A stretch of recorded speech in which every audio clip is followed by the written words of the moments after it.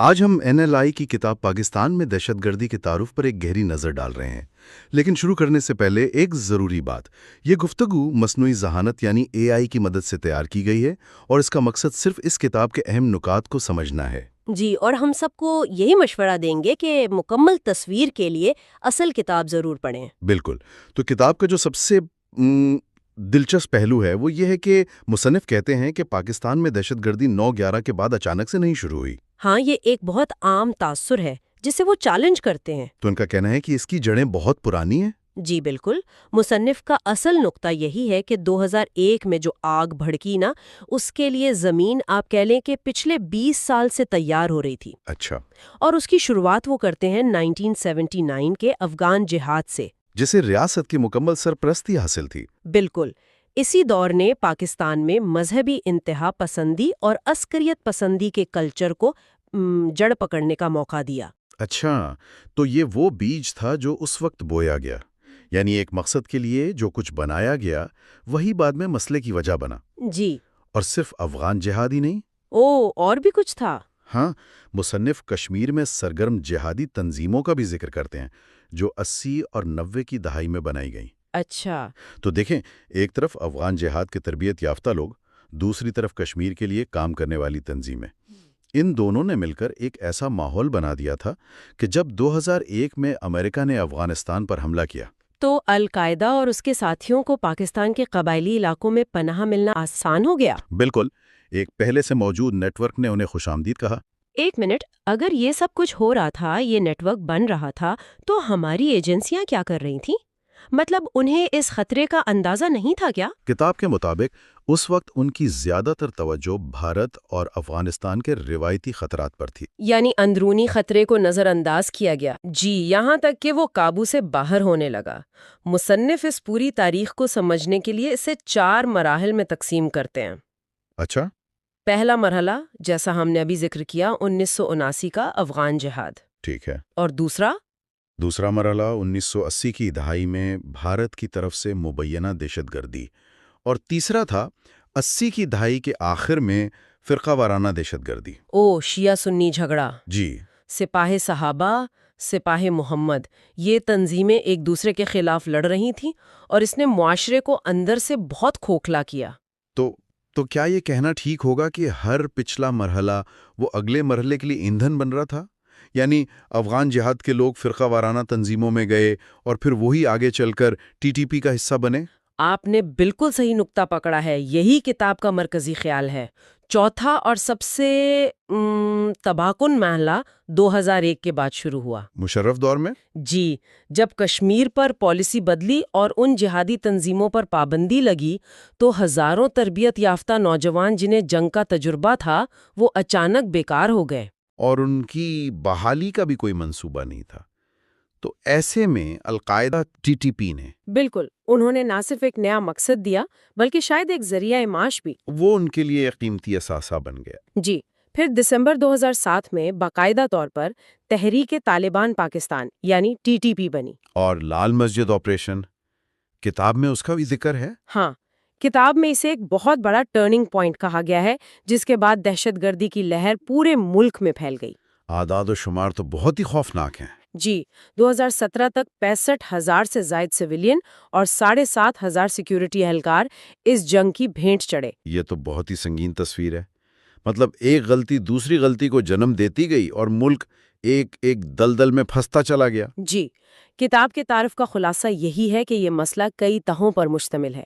اس کی تاریخی، سیاسی اور سماجی جڑیں بہت گہری ہیں۔ یہ کسی ایک واقعے کا نتیجہ نہیں ہے۔ بالکل نہیں، بلکہ دہائیوں پر محیط پالیسیوں کا تسلسل ہے۔ کتاب کا شاید سب سے چونکا دینے والا نقطہ یہ ہے کہ ہم جسے 9/11 کے بعد کی جنگ سمجھتے ہیں، وہ دراصل 20 سال پرانی سرد جنگ کا ہی ایک نیا راؤنڈ تھا، جس کا میدان جنگ پاکستان بن گیا۔ وہ ہے 2001 سے پہلے پاکستان میں عسکریت پسندی کا پس منظر۔ بالکل۔ تو مصنف جو سوال اٹھا رہے ہیں وہ یہ ہے کہ 9/11 کے بعد جو کچھ ہوا، کیا اس کی جڑیں تاریخ میں کہیں زیادہ گہری تھیں؟ جی، اور مصنف بات کا آغاز ہی اسی نقطے سے کرتے ہیں۔ وہ کہتے ہیں کہ یہ کوئی اچانک پھوٹ پڑنے والا بحران نہیں تھا۔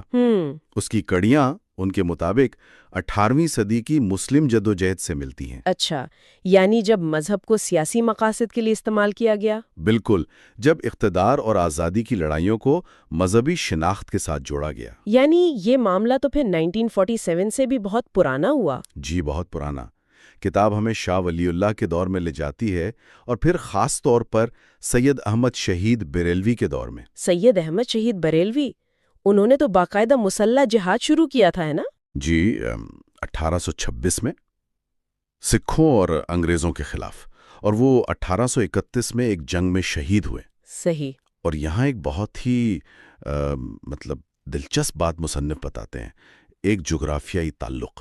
وہ کیا؟ سید احمد بریلوی کی تحریک کا جو مرکز تھا وہ وہی مالاکنڈ کا علاقہ تھا۔ اچھا، وہی علاقہ جو بعد میں 2008-9 میں عسکریت پسندی کا گڑھ بنا؟ بالکل وہی۔ تو مصنف کا نقطہ یہ ہے کہ یہ محض اتفاق نہیں ہے، یہ اس خطے کی ایک تاریخ کو ظاہر کرتا ہے۔ کہ اسے بار بار ایک ہی مقصد کے لیے استعمال کیا گیا۔ جی، ایک بیس کے طور پر۔ اچھا، تو یہ تو ہو گئیں تاریخی جڑیں، لیکن پاکستان بننے کے بعد کتاب کا دعویٰ ہے کہ جناح ایک مذہبی ریاست نہیں چاہتے تھے۔ جی، وہ ایک جدید جمہوری مسلم ریاست کا تصور رکھتے تھے، اور مصنف اس کی دلیل بھی دیتے ہیں۔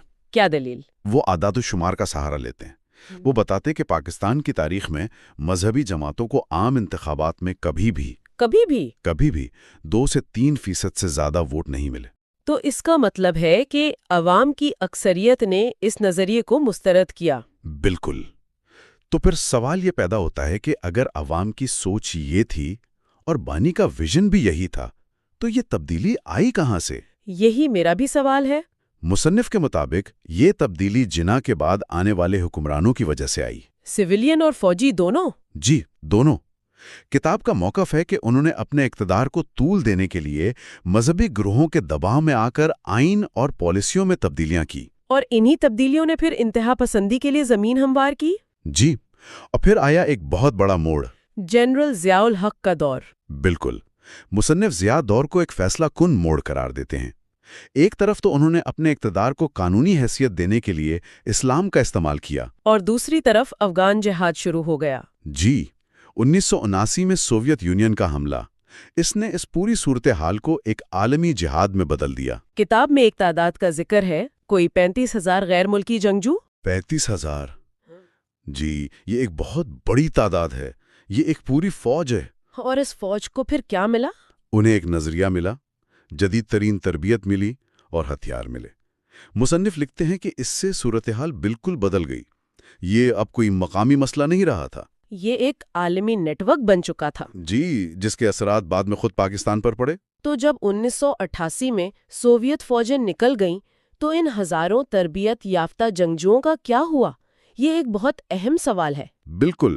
کتاب کے مطابق 1989 سے 1996 کے دوران اس پوری مشینری کا رخ کشمیر کی طرف موڑ دیا گیا۔ اچھا، تو انہیں بھارتی کشمیر میں مقامی جدوجہد کی حمایت کے لیے استعمال کیا گیا؟ جی، اور مصنف اس پالیسی کو پراکسیز استعمال کرنے کی پالیسی کہتے ہیں۔ یعنی ایسی غیر سرکاری مسلح تنظیمیں جو ریاست کی جانب سے لڑ رہی تھیں؟ بالکل، اور مصنف کا موقف ہے کہ اس پالیسی نے، جس کے لیے وہ زیادہ تر فوجی حکمرانوں کو ذمہ دار ٹھہراتے ہیں، ملک کے اندر انتہا پسندی کی بنیادوں کو ناقابل تلافی حد تک مضبوط کر دیا۔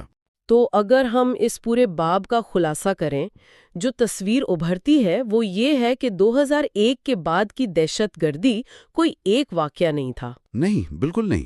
بلکہ یہ صدیوں پر محیط تاریخی جدوجہد، سیاسی مصلحتوں اور عالمی جیو پالیٹکس کا ایک نتیجہ تھی۔ جی، وہ کہتے ہیں کہ پاکستان اس راستے پر چلنے کے لیے نہیں بنا تھا، اس کا بنیادی نظریہ مختلف تھا۔ یہ راستہ، یہ بعد کے سیاسی فیصلوں اور اسٹریٹجک پالیسیوں کا نتیجہ تھا، جس نے انتہا پسندی کے بیج بونے کے لیے ایک زرخیز زمین فراہم کی، جو پاکستان میں انتہا پسندی کی تاریخ کو 4 مراحل میں دیکھتی ہے۔ جی، اور یہ سارا سلسلہ مصنف کے مطابق 1979 سے شروع ہوتا ہے، افغان جہاد سے۔ بالکل، جب سوویت یونین افغانستان میں داخل ہوا۔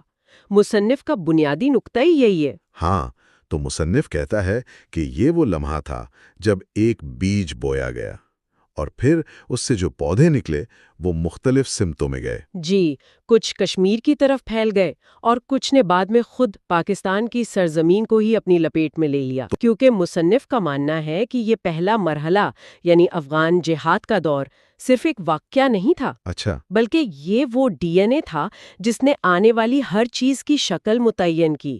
اس دور نے نہ صرف ایک جہادی کلچر کو فروغ دیا بلکہ ایک ایسا آپ کہہ سکتی ہیں کہ نیٹ ورک اور انفراسٹرکچر بھی کھڑا کر دیا جو اگلے کئی سالوں تک اثر انداز ہوتا رہا۔ جی بالکل، جو اگلے 30-40 سال تک مختلف صورتوں میں اس خطے پر اثر انداز ہوتا رہا۔ مصنف کے مطابق اس دور میں کئی اہم گروہ سامنے آئے اور ہر ایک کی اپنی الگ کہانی ہے۔ جی، ان میں سب سے پرانی تنظیم جو تھی وہ حرکت الجہاد اسلامی یعنی حجی تھی۔ جی، حرکت الجہاد اسلامی، اس کی بنیاد 1980 میں مولانا ارشاد احمد نے رکھی۔ اور جب یہ بنی تو اس کا مقصد بہت واضح تھا، ہے نا؟ بالکل واضح تھا، صرف ایک مقصد، افغان جہاد میں لڑنا، بس۔ لیکن یہاں سے ایک پیٹرن شروع ہوتا ہے جو ہمیں آگے بھی نظر آئے گا۔ وہ کیا؟ جیسے ہی افغان جنگ ختم ہوئی، اس تنظیم نے اپنی توجہ کشمیر پر مرکوز کر دی، اور یہی وہ تبدیلی تھی جس کی وجہ سے اس کی سرگرمیاں بڑھیں اور بالآخر 2002 میں اس پر پابندی لگا دی گئی۔ اچھا، اور تحریر میں اس کے ایک رہنما قاری سیف اللہ اختر کا بھی ذکر ہے کافی تفصیل سے۔ ان کا ذکر اس لیے اہم ہے کیونکہ یہ دکھاتا ہے کہ یہ تنظیمیں اور ان کے لوگ بعد کے واقعات سے کیسے جڑے رہے۔ مطلب یہ کہ بے نظیر بھٹو نے اپنی کتاب میں براہ راست قاری سیف اللہ اختر پر الزام لگایا تھا کہ انہوں نے اکتوبر 2007 میں کراچی میں ان کے قافلے پر ہونے والے حملے کی منصوبہ بندی کی تھی۔ وہ بڑا حملہ جس میں 130 سے زیادہ لوگ مارے گئے تھے۔ تو آپ دیکھیں، ایک تنظیم جو افغان جہاد کے لیے بنی تھی، اس کے تانے بانے دہائیوں بعد پاکستان کے ایک بڑے سیاسی واقعے سے جا ملتے ہیں۔ یہ تو واقعی ایک لمبی کہانی ہے۔ اچھا، اگلی تنظیم جس کا ذکر ہے وہ ہے جیش محمد۔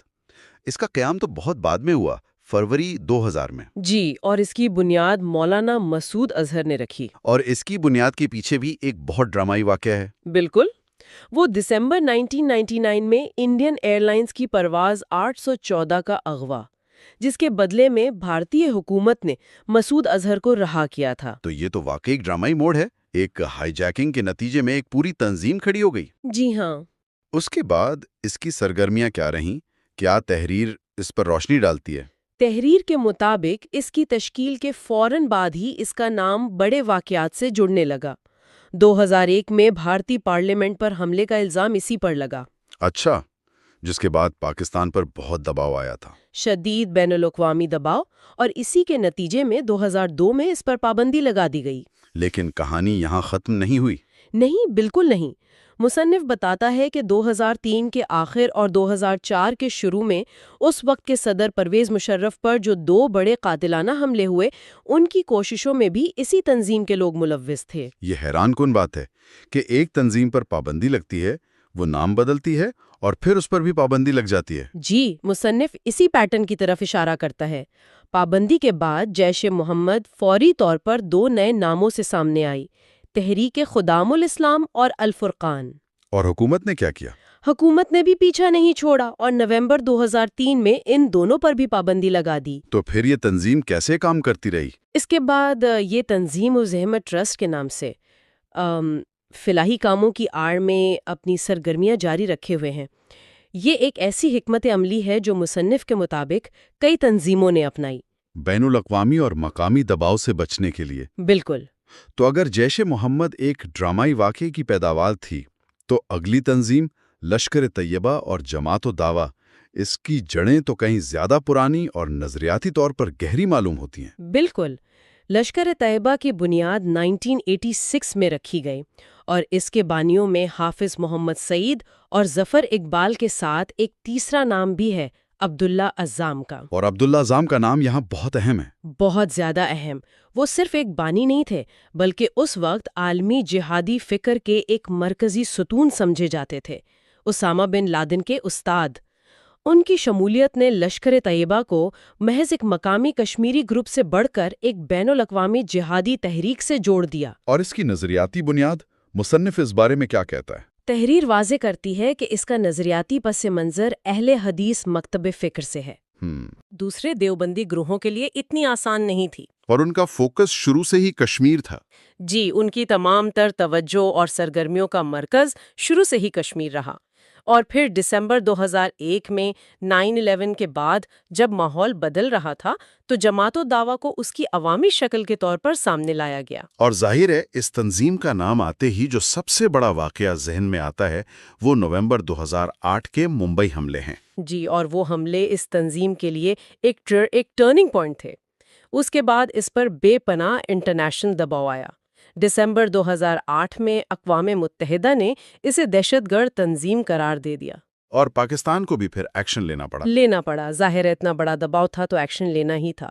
उन्होंने हाफिज सईद और ज़कीउर रहमान लिखवी जैसे बड़े नामों को नज़रबंद कर दिया। लिखवी तो जेल में भी रहे हैं ना? जी, लखवी जो इसके ऑपरेशनल कमांडर माने जाते थे वो 2009 से 2015 तक जेल में रहे।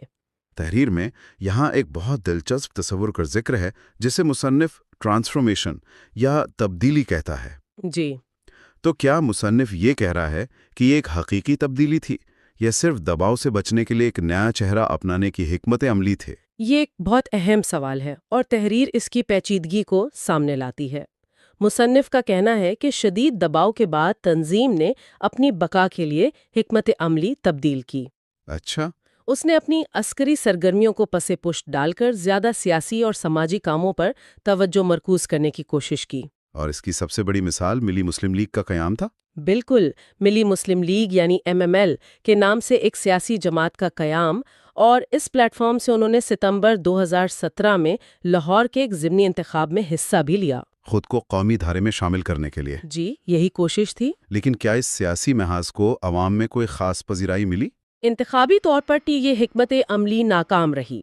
उन्हें कुछ हजार वोट ही मिले, लेकिन इसका मकसद शायद इलेक्शन जीतना था ही नहीं। तो फिर असल मकसद क्या था? असल मकसद अपनी अवामी हमायत को मुनज़्ज़म करना, खुद को एक सियासी हकीकत के तौर पर मनवाना और अस्करियत पसंदी के लेबल से जान छुड़ाना था। लेकिन तहरीर एक और वाक़ये का भी जिक्र करती है जो जाहिर करता है कि सब कुछ इतना सीधा नहीं था। जी, वो जुलाई 2012 में वजीराबाद में एक आर्मी कैंप पर हमला, और इसका शुबहा उसी तंजीम से अलग होने वाले एक मुनहरिफ ग्रुप पर जाहिर किया गया। तो ये इस बात का इशारा है कि तंजीम के अंदर भी शायद सब लोग उस तब्दीली पर मुत्तफिक नहीं थे। बिल्कुल, अंदरूनी इख्तिलाफात मौजूद थे। ये वाकई एक पेचीदा तस्वीर है। एक तरफ सियासी धारे में आने की कोशिश, दूसरी तरफ अंदरूनी टूट फूट के इशारे। अच्छा, इस पहले मरहले की आखिरी तंजीम जिसका तहरीर में जिक्र है वो है हिज़्बुल मुजाहिदीन। जी, हिज़्बुल मुजाहिदीन। मुसन्नफ इसका ताल्लुक जमाते इस्लामी से जोड़ता है और इसकी क़ियादत सैयद सलाहुद्दीन कर रहे हैं। और इसका मकसद भी कश्मीर ही रहा। जी, इसका मकसद भी कश्मीर में मुसल्लह जिद्दोजहद ही रहा है, लेकिन इसकी तारीख अंदरूनी इख्तिलाफात और टूट फूट से भरी पड़ी है। यहाँ भी वही पैटर्न नजर आता है। बिल्कुल वही पैटर्न। ये एक कंपनी की तरह है जिसके सीनियर मैनेजर्स इख्तिलाफात पर अपनी अलग कंपनियां बना लेते हैं, लेकिन उन सब का बिजनेस मॉडल एक ही रहता है। इसकी एक मिसाल 1998 में अल बदर नामी ग्रुप का इससे अलग होना है। तो क्या 2002 के बाद इसकी सरगर्मियां कम हो गई थी? तहरीर के मुताबिक 2002 के बाद इसकी सरगर्मियों में वाज़े कमी आई, लेकिन ये मुकम्मल तौर पर ख़त्म नहीं हुई। अच्छा। मुसन्निफ उसकी मिसाल के तौर पर जून 2013 का एक हमला पेश करता है जिसमें 8 भारतीय फौजी हलाक हुए और इसकी जिम्मेदारी हिज़्बुल मुजाहिदीन ने कबूल की। तो इसका मतलब है कि कमज़ोर होने के बावजूद हमला करने की सलाहियत मौजूद थी। जी, सलाहियत मौजूद थी।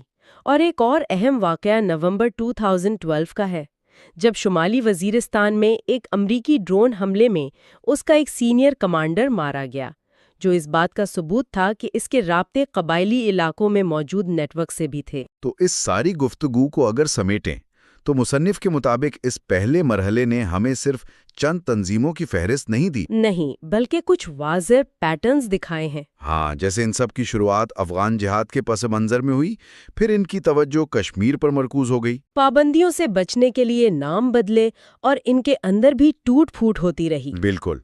और इस तहरीर का सबसे बड़ा नुक्ता क्या है? سب سے بڑا نقطہ یہ ہے کہ اس ابتدائی مرحلے نے تربیت یافتہ جنگ کا تجربہ رکھنے والے اور نظریاتی طور پر پختہ افراد اور گروہوں کا ایک ایسا وسیع اور پیچیدہ نیٹ ورک قائم کر دیا جس کے اثرات بعد کے مراحل پر بہت گہرے پڑے۔ یہ وہ بنیاد تھی جس نے آنے والی دہائیوں کی شورش کی شکل متعین کی۔ یہ صرف تنظیمیں نہیں تھیں، یہ ایک پورا ایکو سسٹم تھا جو تیار ہو چکا تھا۔ یہ تحریر ان مراحل کو ایک تاریخی ترتیب سے پیش کرتی ہے۔ کتاب اس دوسرے مرحلے کا آغاز 1980 اور 90 کی دہائیوں میں ہونے والے بم دھماکوں کی ایک لہر سے کرتی ہے، خاص طور پر پنجاب میں۔ جی، پنجاب کے شہری علاقوں میں۔ تو یہ کس قسم کے واقعات تھے؟ کتاب کے مطابق یہ ایک منظم مہم تھی۔ اس کا الزام بھارتی انٹیلیجنس ایجنسی را یعنی ریسرچ اینڈ اینالیسز ونگ پر لگایا گیا تھا۔ اچھا۔ مصنف کا موقف یہ ہے کہ یہ کارروائیاں پاکستان کی طرف سے خالصتان تحریک اور کشمیر میں شورش کی مبینہ حمایت کا ایک طرح سے رد عمل تھیں۔ یعنی یہ کوئی بے ترتیب حملے نہیں تھے، بلکہ کتاب انہیں ایک جوابی حکمت عملی کا حصہ بتا رہی ہے۔ جی بالکل، ایک طرح کی پراکسی جنگ جو پاکستان کے شہری علاقوں میں لڑی جا رہی تھی۔ اچھا، تو کیا اس حوالے سے کوئی ٹھوس مثالیں بھی دی گئی ہیں؟ جی، کتاب میں کئی واقعات کا ذکر ہے۔ ایک بہت اہم مثال 1999 کی ہے، جب سبھاش چندر نامی ایک بھارتی شہری کو گرفتار کیا گیا۔ اوکے۔ اس نے سیالکوٹ میں ہوئے بم دھماکوں میں ملوث ہونے کا اعتراف کیا اور یہ بھی بتایا کہ اسے اس کام کے لیے بھارتی ایجنسیوں نے باقاعدہ تربیت دی تھی۔ تو ایک فرد کی گرفتاری سے ایک بڑے نیٹ ورک کا سراغ ملا۔ یہ تو صرف ایک کیس ہوا، کیا یہ سلسلہ مزید پھیلا ہوا تھا؟ ہاں، کتاب کے مطابق یہ ایک وسیع نیٹ ورک تھا۔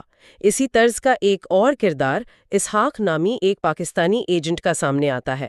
اسے لاہور ایئرپورٹ پر ہونے والے ایک بڑے بم دھماکے کا ذمہ دار ٹھہرایا گیا، جس میں 6 افراد ہلاک اور 12 زخمی ہوئے تھے۔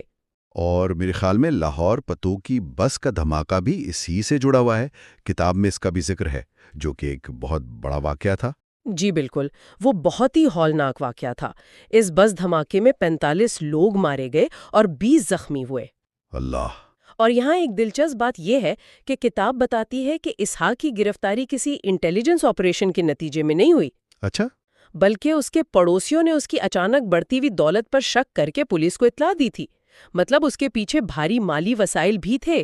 تو یہ جو پراکسی جنگ کا ذکر کتاب کر رہی ہے، کیا اس کا دائرہ کار صرف پنجاب تک ہی محدود تھا؟ نہیں، آپ نے بالکل صحیح نقطہ اٹھایا۔ کتاب کے مطابق یہ سلسلہ صرف پنجاب تک محدود نہیں تھا۔ بلوچستان میں بھی راہ پر علیحدگی پسندوں کی حمایت کا الزام عائد کیا گیا۔ صحیح۔ اس سلسلے میں کتاب 2010 میں اس وقت کے وزیر داخلہ رحمان ملک کے سینٹ میں دیے گئے ایک بیان کا بھی حوالہ دیتی ہے، جس میں انہوں نے کھل کر بھارت پر مداخلت کا الزام لگایا تھا۔ اور اسی تناظر میں کلبھوشن یادو کا کیس بھی سامنے آتا ہے، جس کا ذکر کتاب میں ہے۔ جی، کتاب میں بھارتی بحریہ کے اس افسر کے اعترافی بیان کا بھی ذکر کیا گیا ہے، جس کے مطابق اس نے بلوچستان میں بلوچ باغیوں کے ساتھ مل کر پاکستان میں عدم استحکام پیدا کرنے والی سرگرمیوں کا اعتراف کیا۔ ٹھیک ہے، تو کتاب ایک طرف یہ بیرونی مداخلت کی تصویر کشی کر رہی ہے، لیکن اسی باب میں کراچی میں ہونے والے تشدد کا بھی ذکر ہے۔ مصنف اسے تشدد کا ایک منحرف ذریعہ کہتا ہے۔ اس سے کیا مراد ہے؟ یہ ایک بہت اہم نکتہ ہے۔ منحرف ذریعہ کہنے کا مطلب یہ ہے کہ کراچی کا تشدد ان دونوں چیزوں سے الگ نوعیت کا تھا۔ یعنی افغان جہاد یا بھارتی پراکسی جنگ سے؟ جی، اس کی جڑیں لسانی اور سیاسی تقسیم میں تھیں۔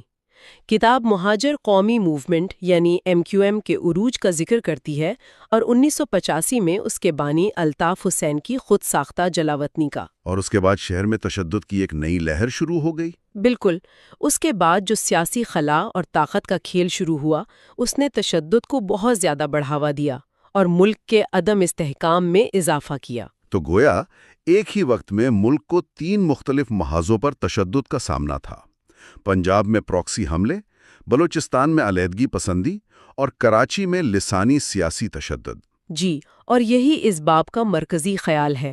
لیکن بات یہیں ختم نہیں ہوتی۔ اچھا۔ کتاب ہمیں بتاتی ہے کہ ان 3 دھاروں کے ساتھ ساتھ 1980 کی دہائی کے وسط میں ایک چوتھا اور شاید سب سے تباہ کن دھارا بھی ابھر رہا تھا۔ اور وہ تھا فرقہ وارانہ دہشت گردی کا؟ بالکل. یہ وہ مرحلہ ہے جب فرقہ واریت نے باقاعدہ طور پر مسلح تصادم کی شکل اختیار کر لی. کتاب کے مطابق اس کی وجوہات کیا تھی؟ مصنف اس کے لیے کئی عوامل کو ذمہ دار ٹھہراتی ہے. ایک طرف افغان جہاد کے دوران بننے والی مسلح تنظیمیں تھیں جن کے پاس ہتھیار اور تربیت تھی. صحیح. دوسری طرف 1979 کے ایرانی انقلاب کے خطے پہ اثرات تھے جس نے شیعہ سنی تقسیم کو گہرا کیا. اور ان سب کے ساتھ ساتھ بے روزگاری اور غربت جیسے سماجی مسائل نے نوجوانوں کو ان تنظیموں کی طرف دھکیلنے میں اہم کردار ادا کیا. یہ تو ایک بہت خطرناک مرکب تھا. جی بہت زیادہ. اور اس کے نتائج بھیانک تھے. کتاب میں کچھ اعداد و شمار بھی ہیں جو اس تشدد کی شدت کو ظاہر کرتے ہیں. جی اگرچہ یہ اعداد و شمار تھوڑے بعد کے سالوں یعنی 2009 سے 2012 کے ہیں لیکن وہ مسئلے کی سنگینی کو واضح کرتے ہیں. مثال کے طور پر صرف 2010 کے ایک سال میں 152 فرقہ وارانہ حملے ہوئے جن میں 683 افراد ہلاک اور 1500 سے زائد زخمی ہوئے. یہ تو ایک مکمل جنگ جیسی صورتحال ہے. بالکل. اس فرقہ وارانہ تشدد کے پیچھے کون سی بڑی تنظیمیں تھیں؟ کتاب میں سپاہ صحابہ پاکستان کا ذکر بہت نمایاں ہے. جی سپاہ صحابہ اس سلسلے کی پہلی بڑی تنظیم تھی. کتاب بتاتی ہے کہ یہ ایک سنی دیوبندی تنظیم تھی جسے 1985 میں جھنگ شہر میں مولانا حق نواز جھنگوی نے قائم کیا. اور اس کا مقصد؟ اس کا بنیادی مقصد جیسا کہ تنظیم نے خود بیان کیا ایرانی انقلاب کے بعد بڑھتے ہوئے شیعہ اثر و رسوخ کا مقابلہ کرنا تھا. لیکن یہ مقابلہ صرف نظریاتی نہیں رہا، بہت جلد یہ پرتشدد ہو گیا. بالکل. فروری 1990 میں خود حق نواز جنگوی کو قتل کر دیا گیا جس کے بعد جوابی تشدد کا ایک نہ رکنے والا سلسلہ شروع ہو گیا. اور پھر اس تنظیم پر پابندی بھی لگا دی گئی. جی 15 جنوری 2002 کو ریاست کو اس پر پابندی عائد کرنی پڑی. پابندی کے باوجود اس کے رہنما سیاست میں بھی فعال رہے. مولانا اعظم طارق کی مثال کتاب میں دی گئی ہے. جی وہ 2002 میں قومی اسمبلی کے رکن منتخب ہوئے اور پھر اگلے ہی سال 7 اکتوبر 2003 کو انہیں قتل کر دیا گیا. اور کتاب یہاں ایک بہت دلچسپ نقطہ اٹھاتی ہے. جی مصنف کے مطابق قتل ہونے سے کچھ عرصہ قبل مولانا اعظم طارق پرتشدد راستے سے ہٹ کر سیاسی جدوجہد کی طرف مائل ہو رہے تھے. اچھا. اور ان کا یہ اعتدال پسند رویہ تنظیم کے اندر موجود شدت پسند عناصر کو قبول نہیں تھا. تو کیا اسی اندرونی تقسیم کی وجہ سے لشکر جھنگوی وجود میں آئی؟ کتاب یہی بتاتی ہے. اعظم طارق کی مبینہ معتدل پالیسیوں سے نالاں تنظیم کے سب سے زیادہ شدت پسند ارکان نے 1996 میں الگ ہو کر لشکر جھنگوی کی بنیاد رکھی. اور یہ سپاہ صحابہ سے کہیں زیادہ بے رحم تنظیم تھی. بہت زیادہ. اس کے بانیوں میں ریاض بصرہ اور ملک اسحاق جیسے نام شامل تھے جو انتہائی مطلوب سمجھے جاتے تھے. ریاض بصرہ تو بعد میں ایک پولیس مقابلے میں مارا بھی گیا تھا.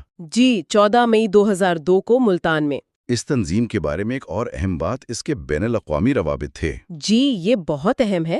کتاب کے مطابق لشکر جھنگوی کے القاعدہ اور افغان طالبان کے ساتھ گہرے روابط تھے. اچھا.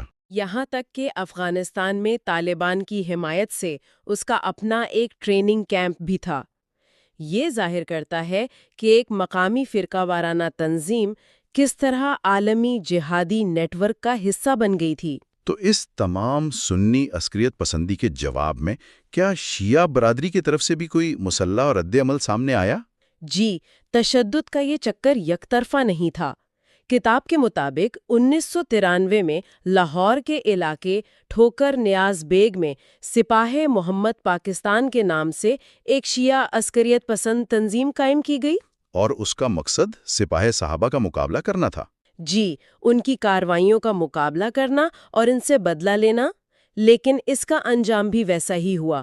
اس کے بانی مولانا مرید عباسی یزدانی بھی 1996 میں مخالفین کے ہاتھوں قتل کر دیے گئے. تو یہ ایک دوسرے کو مارنے کا ایک لامتناہی سلسلہ بن گیا. بالکل.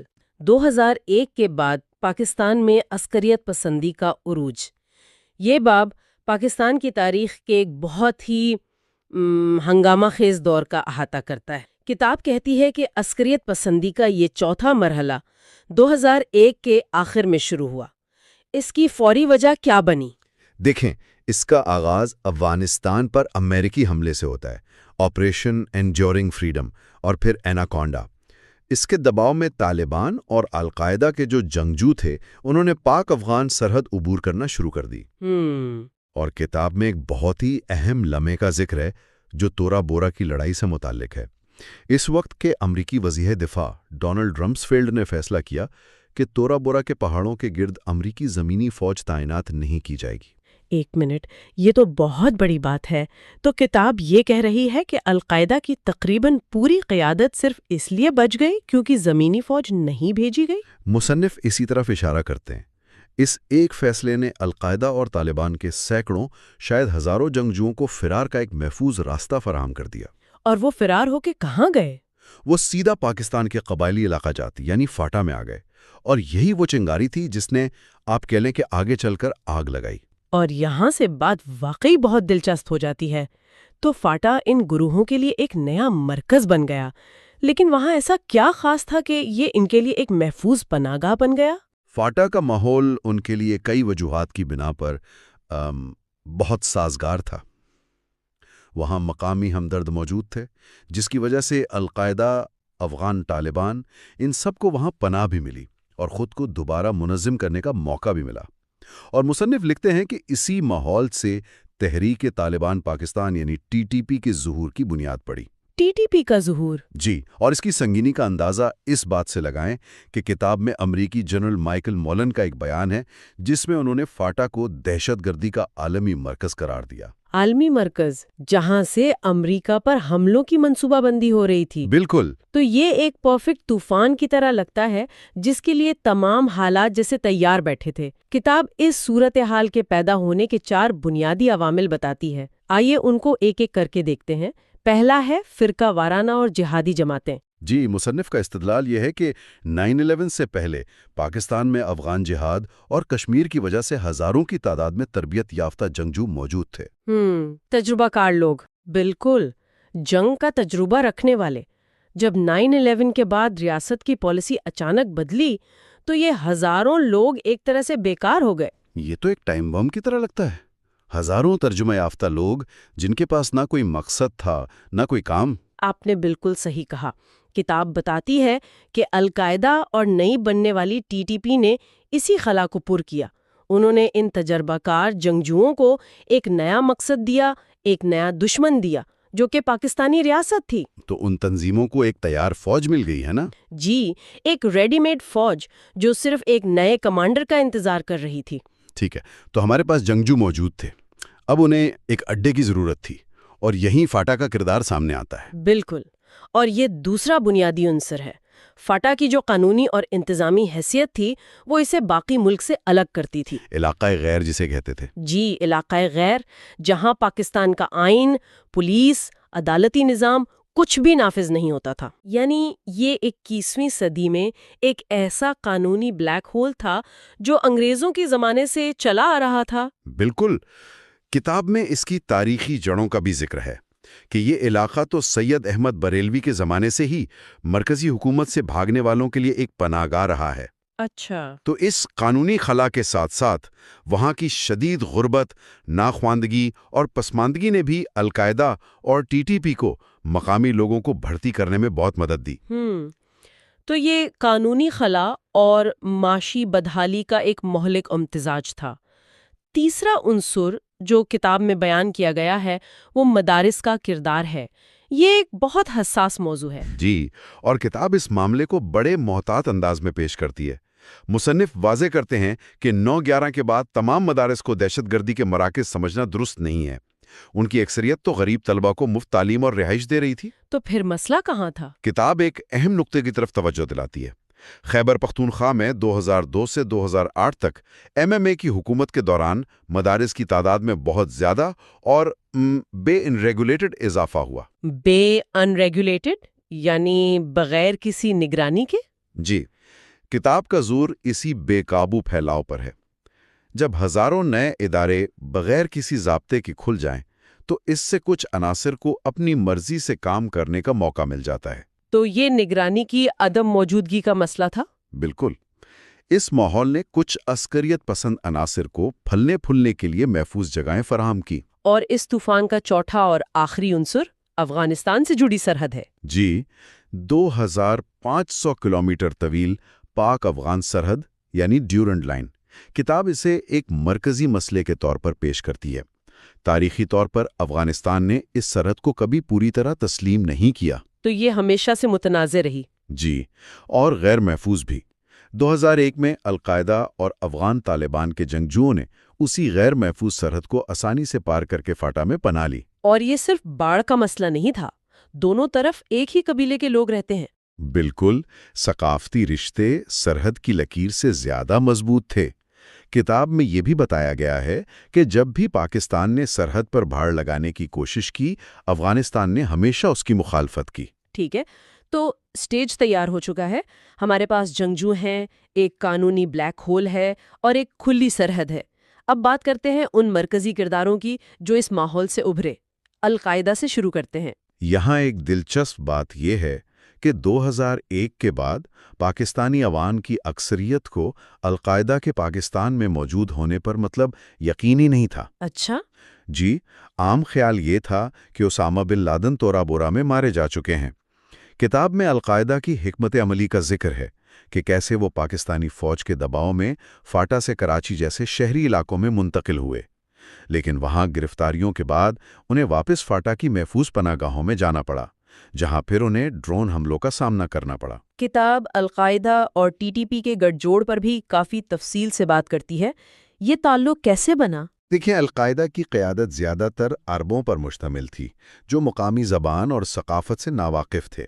उनकी हिकमत अमली ये थी कि वो पाकिस्तानी फ़ौज से बराह रास्त ना लड़ें, बल्कि मुकामी जंगजुओं को आगे करें। अच्छा। और किताब के मुताबिक इसी पॉलिसी के नतीजे में मुकामी कबायली जंगजुओं पर मुश्तमिल तहरीक तालिबान पाकिस्तान का ज़ुहूर हुआ। तो ये एक तरह का सिम्बियोटिक रिश्ता था? आप कह सकते हैं, अलकायदा को मुकामी जंगजू और पनागाहें मिली और टीटीपी को आलमी नेटवर्क, पैसा और रहनुमाई मिली। और ये गठजोड़ आलमी सतह पर कितनी बड़ी तशवीश का बाइस था? बहुत बड़ी। किताब में 2009 में अमरीकी सदर ओबामा के बयानात का हवाला है, जिसमें इस गठजोड़ के हवाले से 4 बड़े खदशात का इजहार किया गया था। 4 खदशात? वो क्या थे? पहला, ये कि वो अमरीका पर हमलों की मंसूबाबंदी कर रहे हैं। दूसरा, वो पाकिस्तान के इस्तेहकाम के लिए खतरा हैं। तीसरा, अगर कोई हमला हुआ तो पाकिस्तान को जिम्मेदार ठहराया जाएगा। और चौथा, उनकी सरगर्मियां अफगानिस्तान में अमरीकी कोशिशों को नाकाम बना रही हैं। लेकिन क्या ये एक मिसाली इत्तेहाद था या इसमें भी कोई दरारें थीं? नहीं, ये ताल्लुकात हमेशा हमवार नहीं रहे। किताब में जिक्र है कि 2012 तक मुसलसिल ड्रोन हमलों की वजह से इनमें शदीद बदएतमादी पैदा हो चुकी थी। बदएतमादी? किस तरह की? अल-कायदा के अरब रहनुमाओं को शुबा था कि टीटीपी के कुछ मकामी कमांडर पैसों के लिए उनकी मुखबरी कर रहे हैं। अच्छा। जिसकी वजह से उनके ठिकानों पर झुनझुना हमले हो रहे थे।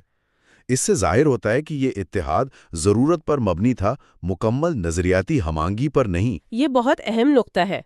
अब आते हैं अफगान तालिबान की तरफ।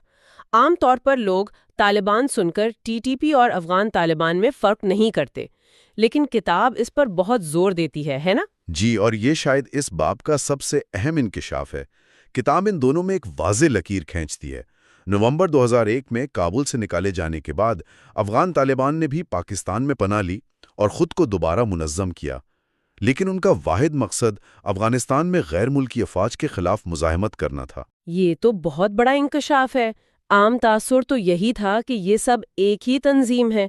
तो किताब ये कह रही है कि इनके मकासद में बुनियादी इख्तिलाफ था, एक का हदफ काबुल और दूसरे का इस्लामाबाद। बिल्कुल। किताब में वाज़ेह तौर पर लिखा है कि अफगान तालिबान के अमीर मुल्ला उमर ने कभी भी पाकिस्तान के अंदर टीटीपी की कार्रवाइयों की हिमायत नहीं की। कभी नहीं की? जी नहीं, बल्कि उन्होंने टीटीपी के जंगजुओं से कहा कि अगर वो जिहाद करना चाहते हैं तो पाकिस्तान में फसाद फैलाने के बजाय अफगानिस्तान आए। तो ये तफलीक उस आम तासुर को मुकम्मल तौर पर चैलेंज करती है कि टीटीपी सिर्फ अफगान तालिबान की एक शाख थी। दोनों के मैदान जंग और दुश्मन बिल्कुल मुख्तलिफ थे। तहरीक तालिबान पाकिस्तान यानी टीटीपी की पूरी कहानी बयान करता है। बिल्कुल। और किताब इस कहानी का आगाज करती है 14 दिसंबर 2007 से, जब बैतुल्ला मसूद की क़यादत में टीटीपी का आप कह सकती हैं कि बाकायदा क़याम हुआ। लेकिन ये कोई एकदम से बनी हुई चीज़ नहीं थी। فاٹا کے وہ مختلف گروہ جو پہلے سے ہی افغان طالبان اور القاعدہ کی مدد کر رہے تھے، وہ اب ایک چھتری تلے آ گئے۔ یہ ایک طرح سے بکھری ہوئی طاقت کو یکجا کرنے جیسا تھا۔ فورسز سے لڑنا، دوسرا پاکستان میں شریعت نافذ کرنا، اور تیسرا افغانستان میں نیٹو کے خلاف افغان طالبان کی مدد کرنا۔ لیکن ایک بات جو مجھے بہت حیران کن لگی، وہ بیت اللہ مسعود کا ایک انٹرویو تھا جس میں اس نے نیو یارک اور لندن پر حملوں کی خواہش ظاہر کی۔ مطلب عزائم صرف علاقائی نہیں تھے۔ جی، یہ نکتہ بہت اہم ہے۔ یہ ان کی سوچ کی وسعت کو دکھاتا ہے، اور اسی طرح ان کی جو تنظیم کا ڈھانچہ تھا وہ بھی عام تاثر کے بالکل برعکس تھا۔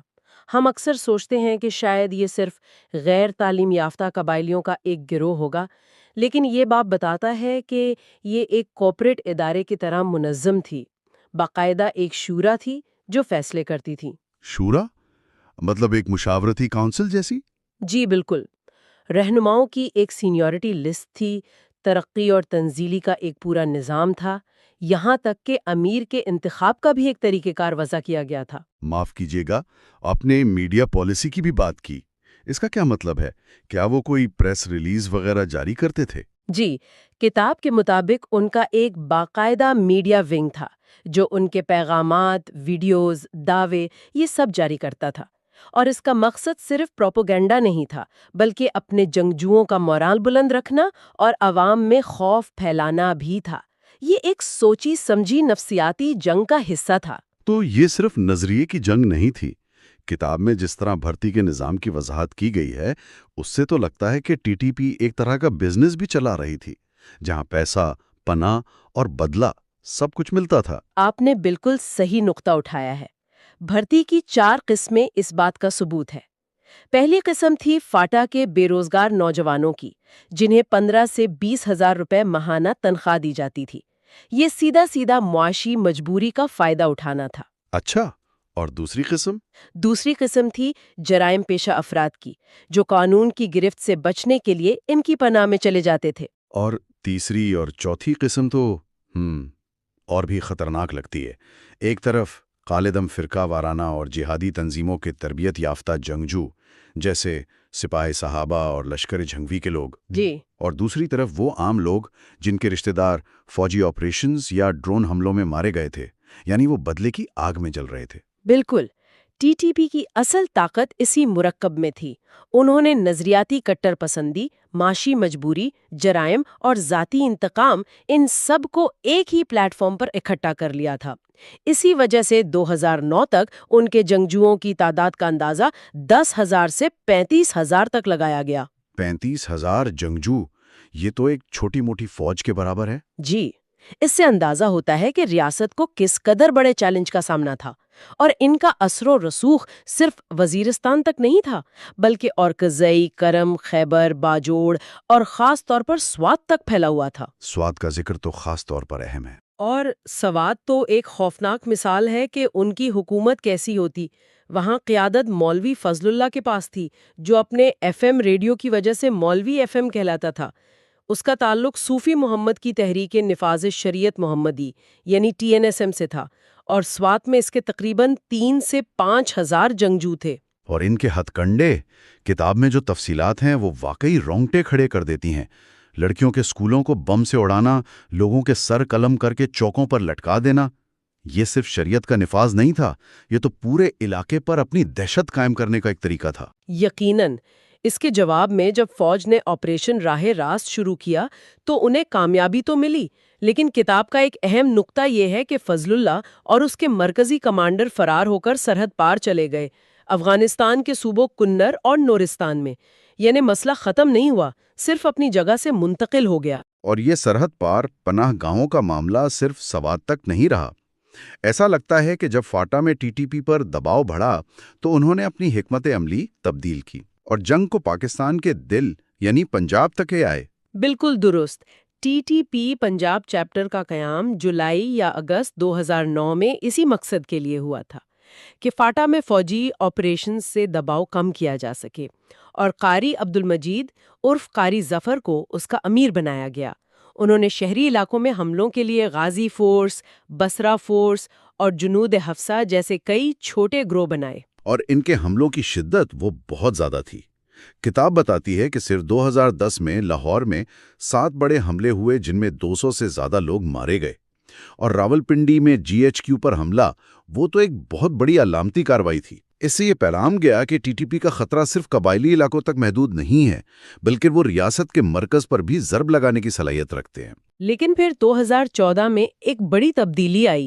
آپریشن ضرب عضب کے بعد پنجاب چیپٹر کے اس وقت کے سربراہ عصمت اللہ مہاویہ نے اچانک پاکستان میں مسلح جدوجہد ختم کرنے کا اعلان کر دیا۔ یہ TTP کی مرکزی قیادت کے لیے ایک بہت بڑا دھچکا تھا، اور اس سے ان کے اندرونی اختلافات بھی کھل کر سامنے آ گئے۔ تو اگر ہم ان تمام تفصیلات کو جوڑ کر دیکھیں تو TTP کی ایک دو جہتی حکمت عملی سامنے آتی ہے۔ کیا میں صحیح سمجھ رہا ہوں؟ جی، آپ نے بالکل صحیح نتیجہ اخذ کیا ہے۔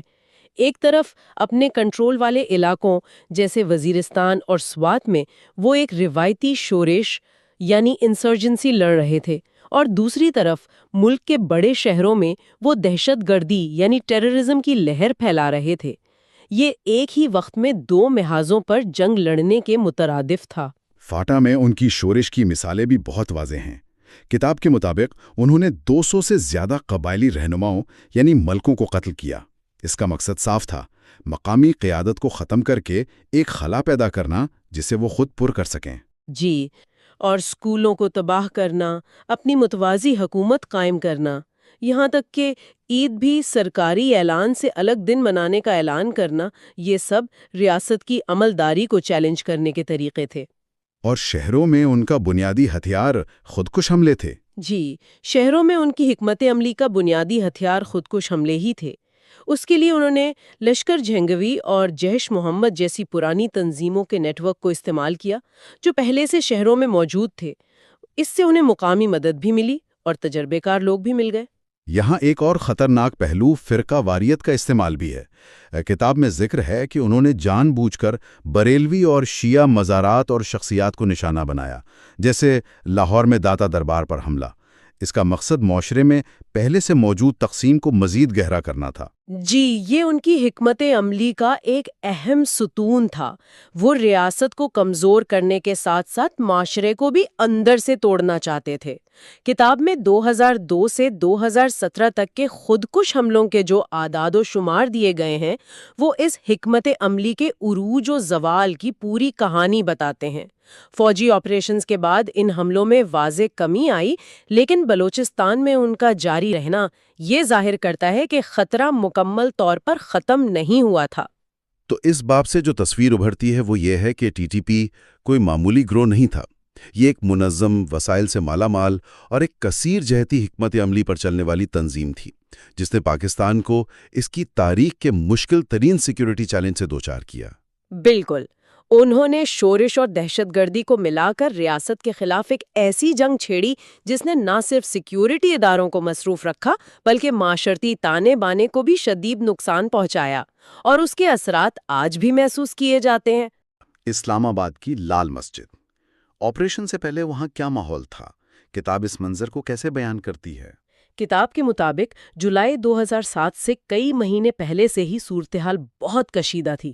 مطلب لال مسجد اور اس سے جڑا جو مدرسہ حفصہ تھا، وہاں کے علماء اور طلباء وہ کھلے عام ریاست کی رٹ کو چیلنج کر رہے تھے۔ چیلنج کر رہے تھے؟ کس طرح سے؟ وہ اپنی ایک متوازی حکومت قائم کرنے کی کوشش کر رہے تھے، اپنی عدالتیں لگانا، اسلامی قوانین کا خود سے نفاذ کرنا۔ یہ صرف بیانات تک محدود نہیں تھا، بلکہ عملی اقدامات بھی کیے جا رہے تھے، جس سے اسلام آباد کے مرکز میں ایک بحرانی کیفیت پیدا ہو چکی تھی۔ یعنی ریاست کے اندر ایک اور ریاست بننے جا رہی تھی۔ تو پھر حکومت کا رد عمل کیا تھا؟ دیکھیں، جب مذاکرات کی تمام کوششیں ناکام ہو گئیں تو فوج کے اسپیشل سروسز گروپ یعنی SSG نے آپریشن سن رائز کے نام سے کارروائی شروع کی۔ اچھا۔ 3 سے 11 جولائی تک مسجد کا محاصرہ جاری رہا۔ اس دوران بھی حکومتی وزراء اور علماء کے ذریعے بات چیت کی کوششیں ہوتی رہیں، لیکن بے سود۔ اور پھر آخرکار کمپلیکس پر دھاوا بول دیا گیا۔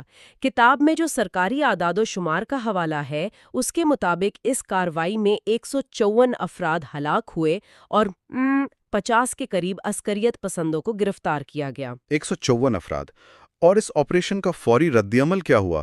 کیا اس سے مسئلہ حل ہو گیا یا مزید بگڑ گیا؟ یہیں سے کہانی کا سب سے اہم موڑ شروع ہوتا ہے۔ مسئلہ حل ہونے کے بجائے ایک دم بھڑک اٹھا۔ اچھا، سب سے پہلا اور فوری رد عمل پاک افغان سرحد پر موجود طالبان نواز باغیوں کی طرف سے آیا۔ انہوں نے حکومت کے ساتھ 10 مہینے پرانا امن معاہدہ منسوخ کر دیا۔ اوہ، تو وہ معاہدہ ٹوٹ گیا؟ جی، اور اس طرح وزیرستان کی تیسری جنگ کا آغاز ہو گیا۔ یہ ایک واضح پیغام تھا کہ لال مسجد پر کیا گیا حملہ صرف اسلام آباد تک محدود نہیں رہے گا۔ یہ تو ایک پہلو ہے، لیکن خود اس آپریشن پر بھی تو بہت سے سوالات اٹھائے گئے ہوں گے۔ کتاب اس بارے میں کیا بتاتی ہے؟ بالکل، کتاب اس واقعے کی پیچیدگی کو اجاگر کرتی ہے اور مختلف نقطہ نظر پیش کرتی ہے۔ ایک طرف تو لال مسجد کمیشن کی رپورٹ ہے، جس نے اس پورے سانحے کی ذمہ داری اس وقت کے صدر پرویز مشرف اور ان کی کابینہ پر ڈالی۔ کمیشن نے براہ راست حکومت کو ذمہ دار ٹھہرایا؟ جی، کمیشن کا کہنا تھا کہ اس بحران کو طاقت کے استعمال کے بغیر مقامی انتظامیہ کی سطح پر بھی حل کیا جا سکتا تھا۔ اچھا، اور دوسرا نقطہ نظر کیا تھا؟ دوسری طرف کتاب میں صحافی حامد میر کا ایک بہت ہی دھماکہ خیز دعویٰ بھی شامل ہے۔ وہ کیا ہے؟ ان کا دعویٰ تھا کہ مشرف مبینہ طور پر اپنے اقتدار کو طول دینے کے لیے امریکوں کو دکھانے کے لیے لاشیں چاہتے تھے۔ یہ تو بہت سنگین الزام ہے۔ بالکل، اور یہ مصنف کی اپنی رائے نہیں بلکہ کتاب میں پیش کیے گئے متضاد بیانات ہیں۔ یہ ظاہر کرتے ہیں کہ اس آپریشن کے پیچھے کی حقیقت آج بھی متنازع ہے۔ یہ تو واقعی بہت سنگین ہے۔ چلیں اب اس آپریشن کے بعد کے اثرات پر آتے ہیں۔ آپ نے کہا کہ تشدد بھڑک اٹھا۔ یہ اضافہ کتنا بڑا تھا؟ کیا ہمارے پاس کوئی اعداد و شمار ہیں؟ اعداد و شمار چونکا دینے والے ہیں۔ کتاب بتاتی ہے کہ 2005 میں دہشت گردی کے کل 4 واقعات ہوئے تھے، جن میں 84 اموات ہوئیں۔ صرف 4 واقعات؟ جی، 2006 میں یہ تعداد تھوڑی بڑھی، 7 واقعات میں 163 اموات ہوئیں۔ لیکن 2007 یعنی آپریشن والے سال ایک دھماکہ ہوا۔ اور وہ دھماکہ کیا تھا؟ اسی سال دہشت گردی کے 54 واقعات میں 760 افراد ہلاک ہوئے۔ 760! صرف ایک سال میں ہلاکتوں کی تعداد تقریباً 5 گنا بڑھ گئی۔ یہ تو ناقابل یقین اضافہ ہے۔ جی، تو کیا کتاب صرف لال مسجد کو ہی اس کی وجہ بتاتی ہے یا کوئی اور عوامل بھی تھے جو اس آگ کو ہوا دے رہے تھے؟ یہاں کتاب ایک بہت بڑا دعویٰ کرتی ہے کہ پاکستان کی دہشت گردی کے خلاف جنگ کا جو سب سے خونی باب ہے نا، جی، وہ دراصل ریاست کی اپنی ایک کارروائی سے شروع ہوا۔ یہ کوئی بیرونی حملہ نہیں تھا جس نے آگ بھڑکائی، بلکہ اسلام آباد کے مرکز میں ہونے والا ایک آپریشن تھا جس نے پورے ملک کو اپنی لپیٹ میں لے لیا۔ یعنی لال مسجد آپریشن وہ چنگاری ثابت ہوا جس نے پہلے سے موجود بارود کے ڈھیر کو آگ لگا دی۔ بالکل یہی بات۔ اور اسی چنگاری کے بعد تحریک طالبان پاکستان یعنی TTP کا باقاعدہ ظہور ہوتا ہے نا؟ بالکل، TTP کا باقاعدہ قیام دسمبر 2007 میں ہوا اور انہوں نے آتے ہی اپنی کارروائیوں میں بے پناہ شدت دکھائی۔ کتنی شدت؟ ان کے قیام کے صرف 13 دن بعد سابق وزیر اعظم بے نظیر بھٹو کو راولپنڈی میں ایک انتخابی جلسے کے بعد قتل کر دیا گیا۔ صرف 13 دن بعد؟ یہ ایک ایسا واقعہ تھا جس نے نہ صرف پاکستان بلکہ پوری دنیا کو ہلا کر رکھ دیا تھا۔ یقیناً۔ اور حملوں کا سلسلہ یہی نہیں رکا۔ مجھے یاد ہے کہ اس کے بعد تو جیسے ریاست کے اداروں پر براہ راست حملے شروع ہو گئے تھے۔ جی ہاں، TTP نے واضح کر دیا تھا کہ ان کا ہدف اب ریاست اور اس کے سیکیورٹی ادارے ہیں۔ 10 اکتوبر 2009 کو فوج کے جنرل ہیڈ کوارٹرز یعنی GHQ پر حملہ کیا گیا۔ GHQ پر حملہ؟ ایک منٹ کے لیے رک کر سوچیں، یہ پاکستان کی فوج کا مرکز ہے۔ جی، اس حملے کی علامتی اہمیت بہت زیادہ تھی۔ یہ صرف ایک فوجی کارروائی نہیں تھی، یہ ریاست کے دل پر وار کرنے کے مترادف تھا۔ اور اس کے علاوہ بھی دھمکیاں دی گئیں؟ جی، اس کے علاوہ راولپنڈی میں پانی کے ذخائر میں زہر ملانے کی دھمکیاں بھی دی گئیں، جس کا مقصد عوام میں خوف و ہراس کی ایک لہر دوڑانا تھا۔ یعنی یہ آگ قبائلی علاقوں کی سرحدیں پھلانگ کر پنجاب کے میدانوں تک پہنچنے والی تھی۔ یہ تو ریاست کے لیے ایک ڈراؤنا خواب ہوگا کہ ملک کا سب سے بڑا صوبہ عدم استحکام کا شکار ہو جائے۔ یقیناً، اور کتاب میں اسی خدشے کا اظہار کیا گیا ہے کہ جنوبی پنجاب اگلا سوات بن سکتا ہے۔ اچھا، اس کی کیا وجوہات بتائی گئی ہیں؟ مصنف اس کی وجہ یہ بتاتے ہیں کہ وہاں پہلے سے لشکر جنگوی، جو اپنی شدید فرقہ وارانہ دہشت گردی کے لیے جانی جاتی ہے، اور جیش محمد جیسی تنظیمیں موجود تھیں۔ یعنی وہاں پہلے سے ایک نیٹ ورک موجود تھا۔ جی بالکل۔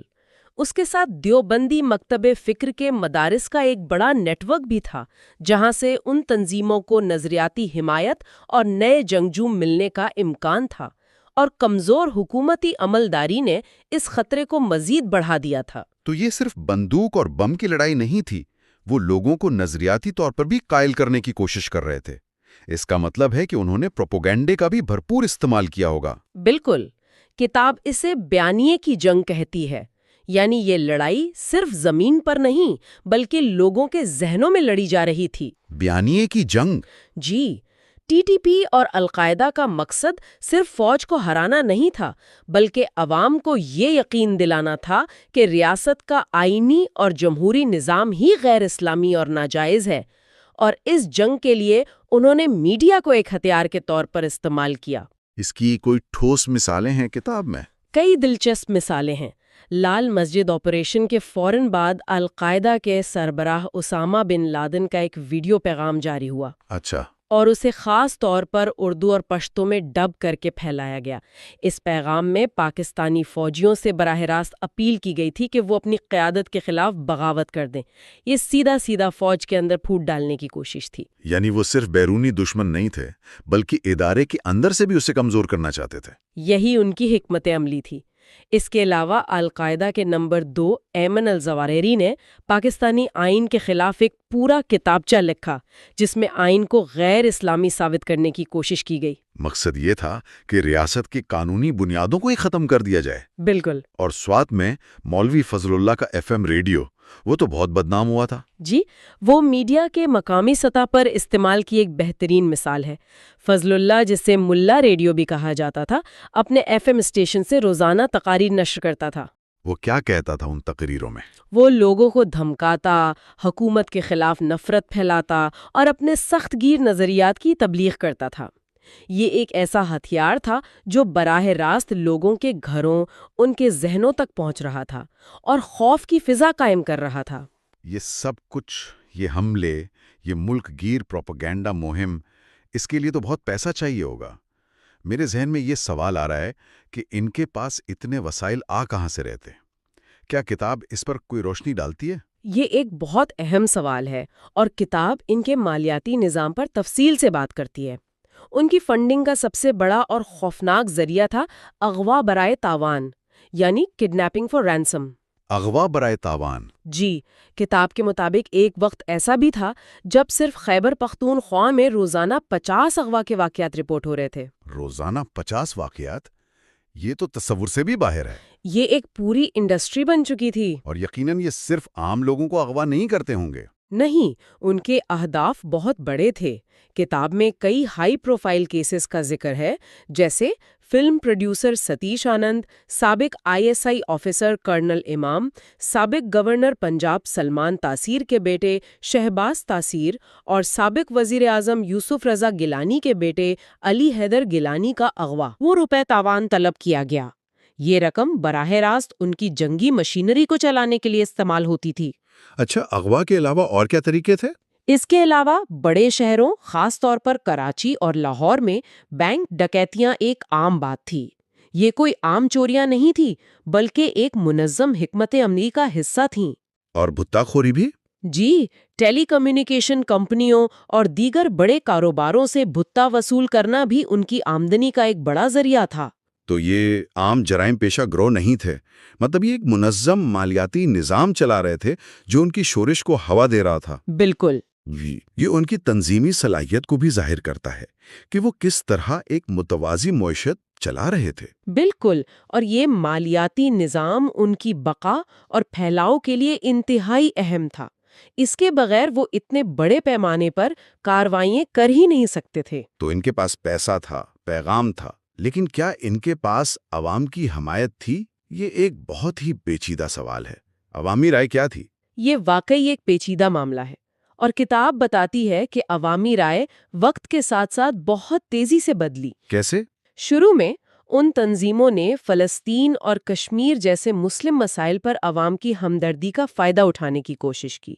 وہ خود کو ان مسائل کے محافظ کے طور پر پیش کرتے تھے، جس کی وجہ سے کچھ حلقوں میں ان کے لیے ایک نرم گوشہ پایا جاتا تھا۔ لیکن پھر کچھ ایسا ہوا ہوگا جس نے عوام کی آنکھیں کھول دیں۔ جی، وہ موڑ تھا سپٹمبر 2008 میں اسلام آباد کے میریٹ ہوٹل پر ہونے والا حملہ۔ وہ خوفناک دھماکہ۔ جی، وہ ایک بہت بڑا ٹرک بم دھماکہ تھا جس میں درجنوں بے گناہ شہری مارے گئے۔ اس حملے کی ذمہ داری بیت اللہ محسود کی ٹی ٹی پی نے قبول کی اور اس واقعے نے عوام میں شدت غصے کو جنم دیا۔ یہ پہلا موقع تھا جب لوگوں نے کھل کر ان کے خلاف بات کرنا شروع کی۔ لیکن اس وقت حکومت کا بیانیہ کیا تھا؟ کیا وہ کھل کر ٹی ٹی پی کو ذمہ دار ٹھہرا رہے تھے؟ یہاں ایک اور الجھن تھی۔ کتاب کے مطابق حکومتی بیانات میں اکثر ٹی ٹی پی کا نام لینے کے بجائے غیر ملکی قوتوں، خاص طور پر بھارت پر الزام لگا دیا جاتا تھا۔ اچھا، تو اس سے تو عوام میں تذبذب پیدا ہوا ہوگا۔ بالکل، اس دوہرے پیغام نے عوام میں کنفیوژن پیدا کی کہ اصل دشمن کون ہے۔ اس کی وجہ سے ایک واضح اور متفقہ قومی بیانیہ بننے میں بہت وقت لگا۔ تو رائے عامہ میں حقیقی تبدیلی کب اور کیسے نظر آئی؟ اصل تبدیلی رائے عامہ کے جائزوں میں نظر آتی ہے۔ کتاب میں ایک سروے کا حوالہ ہے جو بہت اہم ہے۔ 2007 میں صرف 34% پاکستانی طالبان کو ملک کے لیے سنگین خطرہ سمجھتے تھے۔ صرف 34%؟ جی، لیکن صرف 2 سال بعد 2009 تک یہ شرح بڑھ کر 81% ہو گئی۔ 34 سے 81%، یہ ایک بہت بڑی تبدیلی ہے۔ بالکل، اس کا خلاصہ یہ ہے کہ جیسے جیسے ٹی ٹی پی کے مظالم اور ان کی صفاقی عوام کے سامنے آتی گئیں، خاص طور پر سواٹ آپریشن کے دوران، عوامی ہمدردی ختم ہوتی گئی۔ لوگوں نے دیکھ لیا کہ ان کا ایجنڈا کسی اسلامی نظام کا نفاذ نہیں، بلکہ ملک میں افراتفری اور تشدد پھیلانا ہے۔ لیکن حکومت کے ملے جلے پیغامات نے ایک واضح قومی اتفاق رائے قائم کرنے کے عمل کو سست ضرور کیا۔ یقیناً۔ تو آج کی اس گفتگو کو سمیٹتے ہیں۔ اس باب کا مرکزی خیال یہ ہے کہ لال مسجد آپریشن پاکستان میں دہشت گردی کے خلاف جنگ میں ایک فیصلہ کن موڑ تھا۔ اس ایک واقعے نے تشدد کی ایسی لہر کو جنم دیا جو پورے ملک میں پھیل گئی، اور ٹی ٹی پی نے صفاقی، میڈیا کے ہوشیارانہ استعمال اور ایک منظم مالیاتی نظام کے ذریعے اس جنگ کو ایک نئی سطح پر پہنچا دیا۔ ریاست کا سب سے نمایاں رد عمل فوجی طاقت کا استعمال تھا۔ مصنف بتاتے ہیں کہ 2002 سے لے کر 2017 تک صرف قبائلی علاقوں میں کم از کم 24 بڑے فوجی آپریشنز کیے گئے۔ شروع میں یہ آپریشنز چھوٹے پیمانے پر تھے، جیسے 2002 سے 2006 تک چلنے والا آپریشن المیزان۔ لیکن پھر تو صورتحال بگڑتی گئی اور ان آپریشنز کی شدت بھی بڑھتی گئی۔ کتاب میں کون سے آپریشنز کو ایک اہم موڑ کے طور پر پیش کیا گیا ہے؟ مصنف کے مطابق اصل گیم چینجر وہ بڑے آپریشنز تھے جنہوں نے پورے علاقوں کو ہدف بنایا۔ ان میں سوات میں 2009 کا آپریشن راہ راست اور جنوبی وزیرستان کا آپریشن راہ نجات شامل ہیں۔ یہ چھوٹی موٹی جھڑپیں نہیں تھیں، بلکہ ان کا مقصد ریاست کی رٹ کو مکمل طور پر بحال کرنا تھا۔ اور پھر آیا ضرب عزم۔ جی، اور پھر اس سلسلے کا سب سے بڑا باب جون 2014 میں آپریشن ضرب عزم کی صورت میں شروع ہوا، جس کا اعلان تھا کہ یہ اچھے اور برے تمام دہشت گردوں کے خلاف بلا امتیاز ہوگا۔ اچھا، یہ تو ہوئی کارروائیوں کی بات، لیکن سب سے اہم سوال تو ان کے نتائج کا ہے۔ کتاب ان آپریشنز کی کامیابی اور ناکامی کو کیسے پرکھتی ہے؟ خاص طور پر سوات کے آپریشن کے بارے میں کیا تجزیہ ملتا ہے؟ یہاں پر بات واقعی دلچسپ ہو جاتی ہے۔ کتاب کے مطابق آپریشن رائے راست یعنی سوات آپریشن بظاہر ایک بہت بڑی کامیابی تھا۔ علاقے کو عسکریت پسندوں سے پاک کر دیا گیا، انتظامیہ بحال ہوئی اور ہزاروں بے گھر افراد واپس آئے۔ لیکن مصنف اس کامیابی کے ساتھ جڑی ایک بہت بڑی خامی کی نشاندہی کرتے ہیں۔ ایک منٹ، مجھے یہ سمجھنے دیں۔ کتاب کہتی ہے کہ آپریشن کامیاب تھا، لیکن اس کے مرکزی رہنما فضل اللہ اور اس کے سارے اہم کمانڈر وہ بس افغانستان فرار ہو گئے۔ جی بالکل۔ یہ تو کوئی کامیابی نہیں لگتی۔ یہ تو ایسا ہے جیسے مسئلہ اپنی جگہ سے اٹھا کر سرحد پار رکھ دیا۔ آپ نے بالکل صحیح پکڑا۔ مصنف اسی کو اس حکمت عملی کی بنیادی کمزوری کہتے ہیں، یعنی علاقے پر قبضہ تو ہو گیا، لیکن دشمن کی قیادت اور لڑنے کی صلاحیت ختم نہیں ہوئی۔ دوسری طرف جنوبی وزیرستان کا آپریشن کتاب کے مطابق کہیں زیادہ مشکل تھا۔ اس کی کیا وجہ تھی؟ اس کی 2 وجوہات بیان کی گئی ہیں۔ ایک تو وہاں کا انتہائی دشوار گزار پہاڑی علاقہ، اور دوسرا وہاں موجود عسکریت پسندوں کی تعداد اور ان کی تیاری سواد سے کہیں زیادہ تھی۔ یعنی چیلنج بڑا تھا۔ کیا کتاب اسٹریٹجی کی سطح پر بھی کسی مسئلے کی نشاندہی کرتی ہے؟ جی، مصنف ایک بہت ہی اہم تصویراتی غلطی کی طرف اشارہ کرتے ہیں۔ وہ لکھتے ہیں کہ ان میں سے بیشتر بڑے آپریشنز کا اعلان باقاعدہ طور پر پہلے ہی کر دیا جاتا تھا۔ پہلے سے اعلان؟ اس سے تو سرپرائز کا عنصر بالکل ختم ہو جاتا تھا، ہے نا؟ بالکل، جو کسی بھی فوجی کارروائی کی جان ہوتا ہے۔ اس سے عسکریت پسندوں کو نہ صرف فرار ہونے کا بلکہ اپنے اہم اثاثے منتقل کرنے اور دفاعی پوزیشنیں مضبوط کرنے کا بھی پورا موقع مل جاتا تھا۔ تو یہ جو بڑے فوجی آپریشنز ہو رہے تھے، کتاب ان کے زمینی اثرات کے بارے میں کیا کہتی ہے؟ کیا صرف طاقت کا استعمال ہی مسئلے کا حل سمجھا جا رہا تھا؟ یہ ایک بنیادی سوال ہے جسے مصنف نے اٹھایا ہے۔ وہ اس پر صرف فوجی نقطہ نظر سے نہیں بلکہ سماجی اور ثقافتی پہلوؤں سے بھی بحث کرتے ہیں۔ کتاب میں دفاعی تجزیہ کار اکرام سہگل کا حوالہ دیا گیا ہے، جن کا موقف ہے کہ فوج کو جب اندرونی تنازعات میں اس طرح الجھایا جاتا ہے تو اس کی بنیادی ذمہ داری یعنی ملکی سرحدوں کا دفاع بری طرح متاثر ہوتی ہے۔ یہ تو ایک تصویراتی بحث ہے، لیکن مقامی آبادی پر اس کے کیا اثرات مرتب ہوئے؟ مصنف کے مطابق طاقت کے استعمال نے پشتون معاشرے کی ایک گہری ثقافتی روایت بدلہ یعنی انتقام کے جذبے کو شدید طور پر ہوا دی۔ ہر کارروائی چاہے وہ کتنی ہی جائز کیوں نہ ہو، مقامی آبادی کے ایک حصے میں انتقام کا ایک نیا چکر شروع کر دیتی تھی۔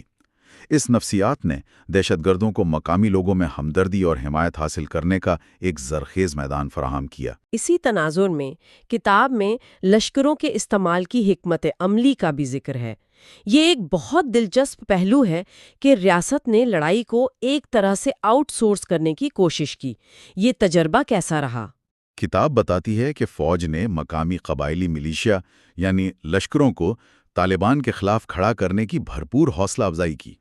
نظریہ یہ تھا کہ لوہے لوہے کو کاٹتا ہے اور مقامی لوگ اپنے علاقوں کو خود ہی دہشت گردوں سے پاک کریں گے۔ تاہم مصنف کے مطابق یہ حکمت عملی بری طرح ناکام ہوئی، بلکہ الٹا اس نے حالات کو مزید پیچیدہ کر دیا۔ کیسے؟ مطلب اس سے قبائل کے درمیان پرانی دشمنیاں پھر سے بھڑک اٹھیں؟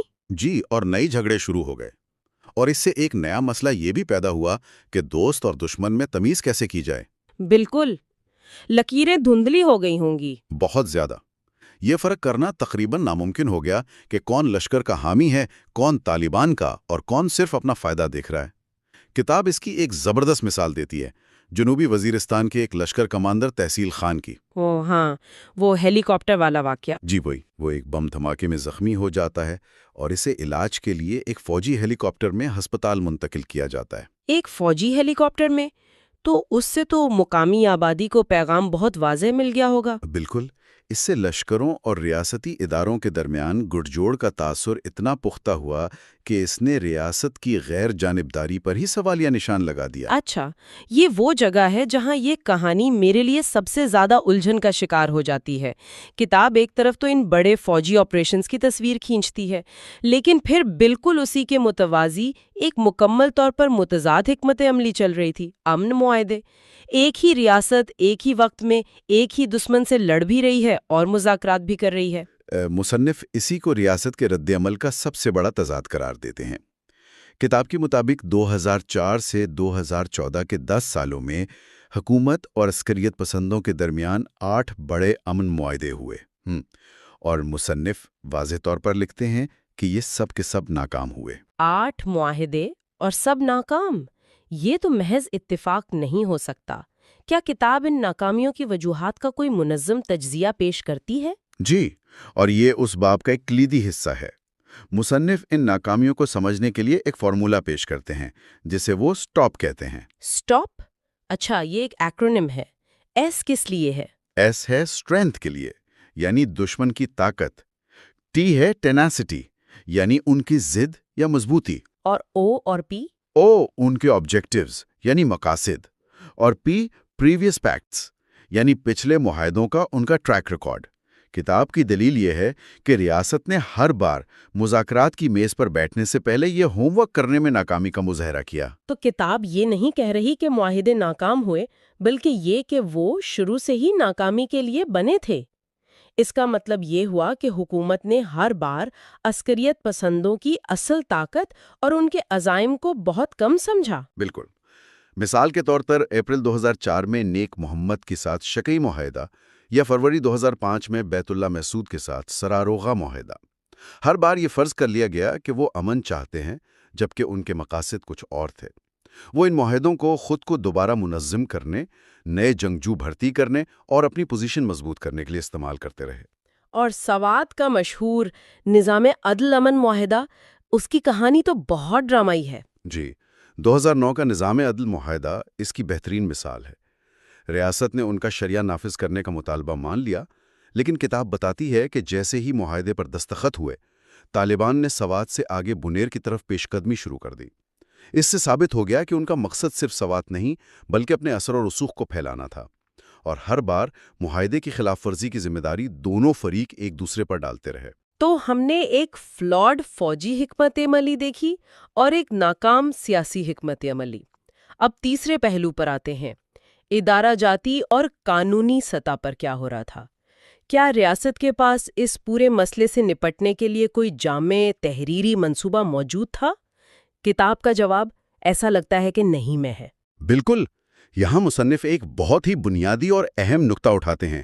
وہ زور دے کر کہتے ہیں کہ اتنے سالوں کی جنگ کے باوجود پاکستان کے پاس کوئی باقاعدہ سرکاری طور پر بیان کردہ انسداد دہشت گردی یعنی کاؤنٹر ٹیررزم کی حکمت عملی موجود ہی نہیں تھی۔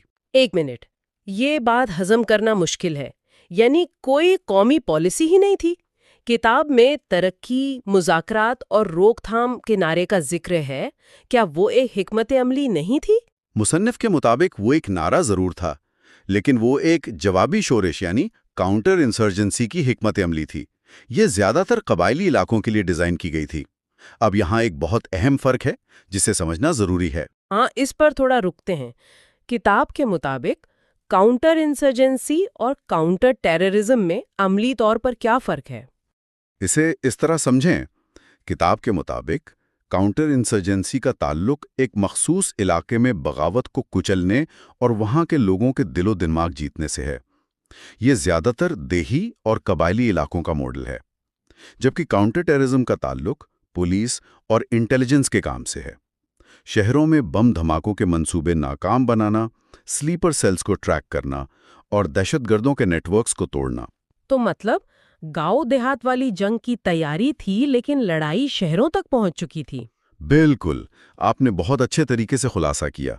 کتاب کی دلیل یہی ہے کہ پاکستان ایک علاقائی بغاوت سے لڑنے والی کتاب سے ایک قومی، شہری دہشت گردی کے نیٹ ورک کا مقابلہ کرنے کی کوشش کر رہا تھا۔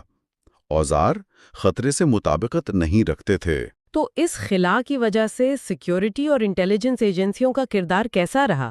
کیا وہ مل کر کام کر رہی تھی؟ کتاب کے مطابق اداروں کے درمیان بھی ایک واضح تقسیم اور وسائل کی کمی نظر آتی ہے۔ ISI سب سے زیادہ وسائل رکھنے والی ایجنسی تھی، لیکن اس کا بنیادی مینڈیٹ اور تربیت بیرونی خطرات سے نمٹنے کے لیے تھی۔ اندرونی سلامتی کی ذمہ داری IB کی تھی، لیکن مصنف لکھتے ہیں کہ اس کے پاس وسائل کی شدید کمی تھی، یہاں تک کہ FIA جیسی ایجنسی کو بھی براہ راست دہشت گردی کا سامنا کرنا پڑا، اور اس کا لاہور کا دفتر ایک بڑے حملے کا نشانہ بنا۔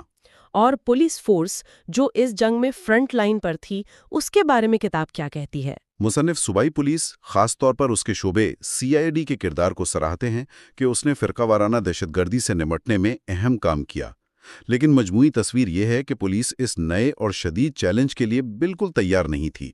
نہ ان کے پاس مناسب تربیت تھی، نہ ہی جدید اسلحہ۔ وہ ایک روایتی جرائم سے لڑنے والی فورس تھی جسے اچانک ایک غیر روایتی جنگ میں جھونک دیا گیا تھا۔ ایک بہت ہی بنیادی ایک ثقافتی پہلو سے ہوتا ہے، پشتون فطرت۔ مصنف اسے ایک بڑی رکاوٹ کے طور پر پیش کرتے ہیں۔ ہاں، اور خاص طور پر وہ پشتون ولی کا ذکر کرتے ہیں۔ دیکھیں، یہ صرف ایک لفظ نہیں بلکہ پشتونوں کا ایک غیر تحریری، صدیوں پرانا ضابطہ اخلاق ہے، جس میں مہمان نوازی سے لے کر انصاف تک سب کچھ شامل ہے۔ اچھا۔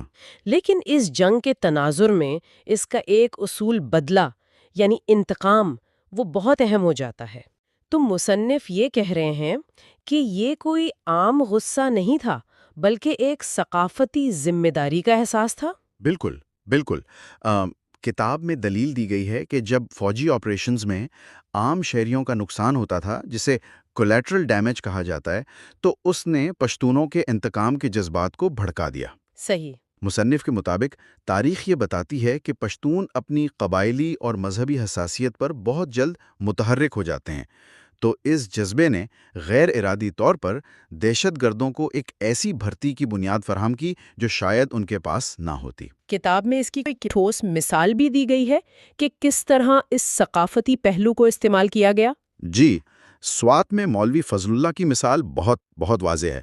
مصنف بتاتے ہیں کہ فضل اللہ نے شریعت کے نفاذ کے پروپیگنڈے کو بہت چلاکی سے لوگوں کو فوری اور سستا انصاف فراہم کرنے کا ایک نظام کے طور پر پیش کیا۔ اچھا، یعنی ریاست کے عدالتی نظام کے مقابلے میں؟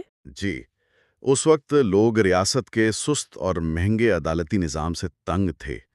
فضل اللہ کا بیانیہ ان کے لیے پرکشش تھا اور حکومت کے لیے اس کا مقابلہ کرنا بہت مشکل ہو گیا۔ تو یہ صرف ہتھیاروں کی جنگ نہیں تھی، یہ تو بیانیے کی جنگ بھی تھی۔ مصنف کے الفاظ میں یہ ایک ثقافتی اور ادراکی جنگ تھی جو زمینی جنگ سے کہیں زیادہ مشکل ثابت ہوئی، اور اس رکاوٹ پر قابو پانے میں ریاست کو کافی وقت لگا۔ تو ایک طرف تو یہ اندرونی ثقافتی معاملہ تھا جو جنگ کو پیچیدہ بنا رہا تھا، لیکن پھر مصنف ایک بیرونی تکنیکی عنصر کا ذکر کرتے ہیں جس نے ان کے مطابق اس آگ پر تیل ڈالنے کا کام کیا: ڈرون حملے۔ ڈرون حملے کتاب اس موضوع کو ایک بڑے تضاد کے طور پر پیش کرتی ہے۔ یہ واقعی ایک دو دھاری تلوار تھی۔ ایک طرف مصنف تسلیم کرتے ہیں کہ ڈرون حملے دہشت گرد رہنماؤں کو ختم کرنے میں بہت مؤثر تھے۔ کتاب میں نیک محمد، بیت اللہ مسعود اور حکیم اللہ مسعود جیسے بڑے ناموں کا ذکر ہے جنہیں ڈرون حملوں میں ہی نشانہ بنایا گیا۔ تو اس لحاظ سے تو یہ ایک بڑی کامیابی تھی۔ یقیناً، لیکن اس تلوار کی دوسری دھار کہیں زیادہ تیز تھی۔ عام شہریوں پر اس کا کیا اثر پڑا؟ یہی اس حکمت عملی کا سب سے بڑا منفی پہلو تھا۔ کتاب کے مطابق ان حملوں میں ہونے والی عام شہریوں کی ہلاکتوں نے پاکستانی عوام، خاص طور پر خیبر پختونخوا اور اس وقت کے فاٹا کے لوگوں میں شدید نفرت اور امریکہ مخالف جذبات پیدا کیے۔ اور اس نے مقامی آبادی کا اعتماد جیتنا مشکل بنا دیا ہوگا۔ بالکل، تقریباً ناممکن بنا دیا۔ کتاب میں اس حوالے سے کچھ اعداد و شمار بھی دیے گئے ہیں، ہے نا؟ مجھے یاد ہے کہ ایک سال ان حملوں میں بہت زیادہ اضافہ ہوا تھا۔ جی، مصنف نے 2005 سے 2015 تک کے ڈرون حملوں کا ایک چارٹ دیا ہے۔ اس سے ظاہر ہوتا ہے کہ 2010 میں سب سے زیادہ حملے ہوئے، جن کی تعداد 90 سے بھی تجاوز کر گئی۔ اچھا۔ اور یہ کوئی اتفاق نہیں تھا۔ مصنف اسے افغانستان میں اوباما انتظامیہ کی طرف سے امریکی فوجیوں کی تعداد میں اضافے سے جوڑتے ہیں۔ حکمت عملی یہ تھی کہ افغانستان میں کارروائی کے ساتھ ساتھ پاکستان میں موجود محفوظ پناہ گاہوں کو ڈرون سے نشانہ بنایا جائے، لیکن اس کا نتیجہ عوامی غصے کی شکل میں نکلا۔ اور یہیں پر مصنف وہ سب سے چونکا دینے والی بات کہتے ہیں کہ یہ حکمت عملی جتنے دہشت گرد مار رہی تھی اس سے کہیں زیادہ پیدا کر رہی تھی۔ بالکل، مصنف ایک اہم سوال اٹھاتے ہیں۔ وہ کہتے ہیں کہ ایک ایسی حکمت عملی کا کیا فائدہ جس سے مارے جانے والے ایک دہشت گرد کے بدلے 3 نئے دہشت گرد پیدا ہو رہے ہوں؟ مطلب یہ حکمت عملی الٹا کام کر رہی تھی۔ جی، ان حملوں نے دہشت گردوں کو عوام سے الگ تھلگ کرنے کے بجائے ان کے لیے ہمدردی اور حمایت پیدا کی۔ یہ تو حکمت عملی کے بنیادی مقصد کے ہی خلاف جا رہا تھا۔ اس معاملے میں پاکستانی حکومت کا کیا کردار تھا؟ مصنف کے مطابق حکومت کا موقف بھی کافی مبہم نظر آتا ہے۔ جی، کتاب میں اس تضاد کو واضح کیا گیا ہے۔ عوامی سطح پر حکومت ان حملوں کی مذمت کرتی تھی، لیکن پس پردہ ان کی رضامندی کے الزامات لگتے رہے۔ اچھا۔ مصنف نے باب ووڈورڈ کی کتاب کا حوالہ دیا ہے، جس میں سابق صدر آصف علی زرداری کا ایک مبینہ بیان نقل کیا گیا ہے کہ بڑے لوگوں کو مارو، مجھے ضمنی نقصان کی کوئی پرواہ نہیں۔ ایک منٹ، کیا کتاب میں واقعی ان کا یہ بیان نقل کیا گیا ہے؟ یہ تو ایک بہت بڑا دعویٰ ہے اور اس وقت کے عوامی موقف کے بالکل برعکس ہے۔ اور مصنف اسے اس وقت کی حکومت کی دوگلی پالیسی کی مثال کے طور پر پیش کرتے ہیں۔ پھر ایک اور اہم واقعہ 26 نومبر 2011 کو سلالہ چیک پوسٹ پر نیٹو کا حملہ تھا۔ جی، مجھے یاد ہے۔ کتاب کے مطابق اس واقعے نے تعلقات میں شدید تناؤ پیدا کیا اور اس کے بعد ڈرون حملوں میں تقریباً 55 دن کا وقفہ آیا۔ دو کو مضبوط کر رہا تھا، یعنی ریاست دونوں طرف سے مشکل میں تھی۔ بالکل۔ تو ہمارے پاس ثقافتی رکاوٹیں ہیں، ایک متنازع فوجی ٹیکنالوجی ہے، اور اب باب کا آخری حصہ اس سب کے اوپر ایک اور تہ چڑھاتا ہے: عوامی ذہنیت، یعنی وہ سازشی نظریات اور گہرا عدم اعتماد جو اس پورے ماحول میں سرایت کر چکا تھا۔ جی، اور مصنف اس کا مرکز 2 ممالک کو بتاتے ہیں: امریکہ اور بھارت۔ تو پہلے امریکہ کی بات کرتے ہیں۔ امریکہ سے شروع کرتے ہیں۔ کتاب میں 27 مارچ 2009 کو صدر اوباما کی آف پاک پالیسی کا ذکر ہے۔ اس پالیسی نے افغانستان اور پاکستان کو ایک ہی مسئلے کے طور پر پیش کیا، جسے پاکستان میں اپنی قومی سلامتی اور شناخت پر حملے کے طور پر دیکھا گیا۔ اور اس سے عدم اعتماد مزید گہرا ہوا، بہت زیادہ۔ اور مصنف کے مطابق یہ عدم اعتماد اچانک پیدا نہیں ہوا، اس کی گہری تاریخی جڑیں تھیں۔ جیسے کہ جی، کتاب میں ان تاریخی وجوہات کا بھی ذکر ہے، جیسے 1965 کی جنگ میں امریکہ کی طرف سے پاکستان کی مدد نہ کرنا، اور پھر 80 کی دہائی میں افغان جنگ کے بعد پاکستان کو تنہا چھوڑ دینا۔ ان واقعات نے ایک ایسی فضا بنا دی تھی جہاں امریکہ کے کسی بھی اقدام کو شک کی نگاہ سے دیکھا جاتا تھا۔ اس دور میں کون سے مخصوص سازشی نظریات گردش کر رہے تھے جن کا کتاب میں ذکر ہے؟ ایک بہت عام خیال یہ تھا کہ امریکہ دراصل پاکستان کے ایٹمی اثاثوں پر قبضہ کرنا چاہتا ہے۔ پھر کچھ ایسے واقعات ہوئے جنہوں نے اس آگ کو مزید ہوا دی۔ ریمنڈ ڈیوس کا واقعہ؟ لاہور میں ریمنڈ ڈیوس کا واقعہ، جس میں اس نے 2 پاکستانیوں کو قتل کیا، اور پھر اسامہ بن لادن کے خلاف ایبٹ آباد میں یک طرفہ امریکی آپریشن۔ ان واقعات نے ان شکوک کو، آپ کہہ سکتی ہیں کہ یقین میں بدل دیا کہ امریکہ پاکستان کی خود مختاری کا احترام نہیں کرتا، اور اس کے اپنے خفیہ مقاصد ہیں۔ جی، اور اس سکے کی دوسری طرف بھارت تھا۔ اس کے بارے میں مصنف کیا کہتے ہیں؟ کتاب کے مطابق پاکستان کی سیکیورٹی اسٹیبلشمنٹ میں شاید ہی کوئی یہ مانتا ہو کہ بھارت پاکستان کے لیے خطرہ نہیں ہے۔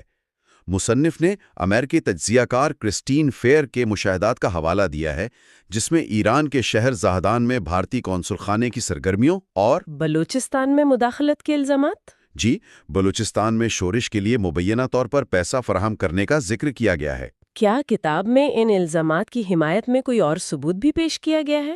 مصنف فرنٹیئر کور کے انسپیکٹر جنرل کے ایک دعوے کا ذکر کرتے ہیں کہ خیبر ایجنسی کے علاقے باڑہ سے بھارتی ساختہ اسلحہ اور گولہ بارود برآمد ہوا۔ اچھا۔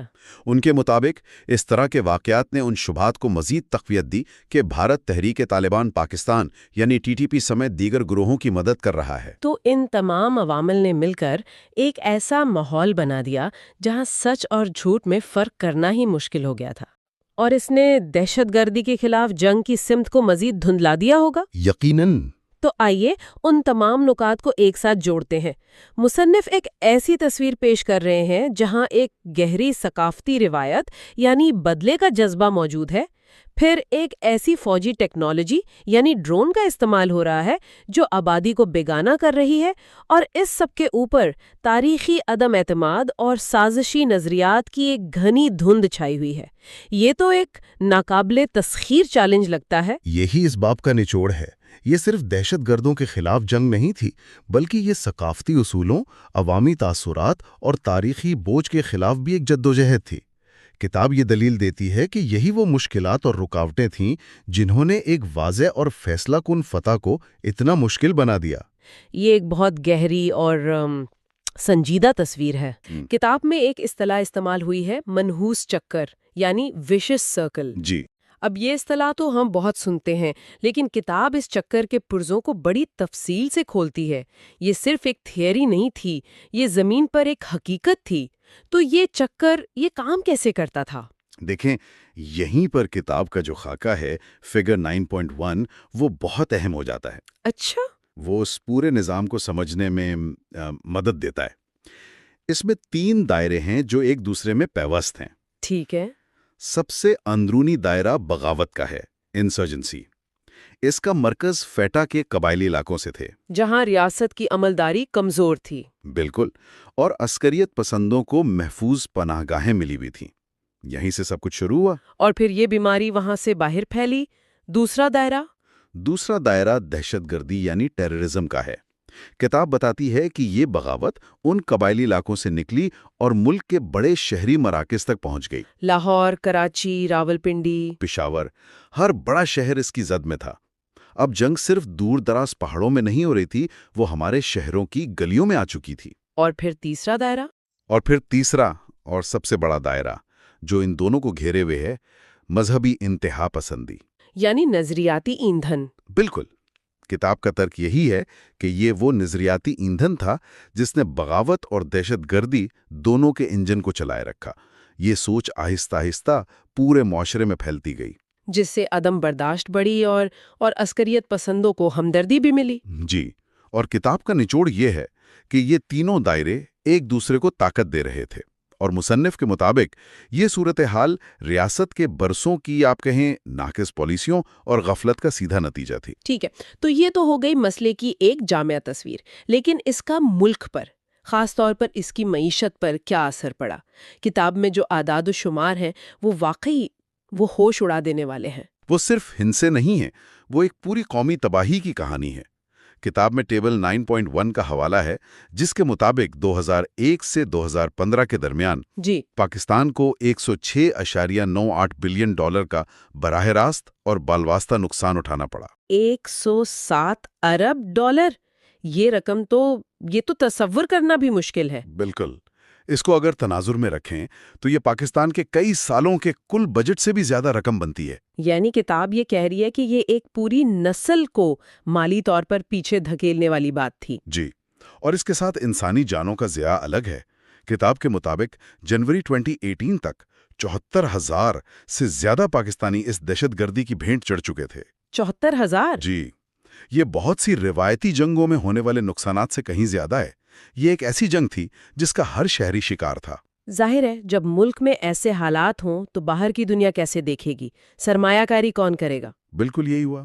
براہ راست غیر ملکی سرمایہ کاری، FDI اور سیاحت، جو کسی بھی معیشت کی جان ہوتی ہیں، وہ تقریباً ختم ہو کر رہ گئیں۔ اور وہ جو غیر ملکی خریدار آتے تھے، انہوں نے آنا ہی بند کر دیا۔ وہ اپنی میٹنگز دبئی یا دوسرے محفوظ ملکوں میں کرنے لگے۔ اچھا، کتاب میں اسلام آباد کے میریٹ ہوٹل پر حملے کی مثال دی گئی ہے۔ وہ صرف ایک حملہ نہیں تھا، وہ پاکستان کی معاشی شہرک پر حملہ تھا۔ صحیح۔ اس کے فوراً بعد برٹش ایئر ویز جیسی بڑی ایئر لائن نے پاکستان کے لیے اپنی پروازیں معطل کر دیں۔ اس نے دنیا کو ایک پیغام دیا کہ پاکستان اب کاروبار کے لیے محفوظ نہیں رہا۔ اور یہیں سے وہ منحوس چکر اور مضبوط ہوتا ہے۔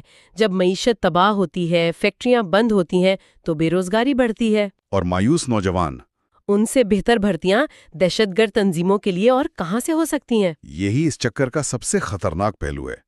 جب کسی نوجوان کے پاس باعزت روزگار کا کوئی راستہ نہیں بچتا تو انتہا پسند گروہ اسے ایک مقصد، ایک شناخت اور پیسے کا لالچ دیتے ہیں۔ تو معاشی بدحالی خود دہشت گردی کو مزید ہوا دے رہی تھی۔ بالکل۔ معاشی نقصان تو ایک طرف، جسے شاید وقت کے ساتھ پورا کیا بھی جا سکے، لیکن کتاب یہ بھی بتاتی ہے کہ اس جنگ کے کچھ زخم ایسے تھے جنہیں آپ گن نہیں سکتے۔ یہ وہ زخم تھے جو معاشرے کی روح اور لوگوں کی نفسیات پر لگے۔ جی، اور یہ اثرات شاید سب سے زیادہ گہرے اور دیرپا ہیں۔ کتاب کہتی ہے کہ معاشرے میں ایک مستقل خوف، بے یقینی اور عدم تحفظ کی فضا قائم ہو گئی۔ اور وہ جو پوسٹ ٹرامیٹک سٹریس ڈس آرڈر ہے، PTSD، جی، PTSD، جو عام طور پر جنگ سے واپس آنے والے فوجیوں میں ہوتا ہے، وہ عام شہریوں میں ایک وبا کی طرح پھیل گیا۔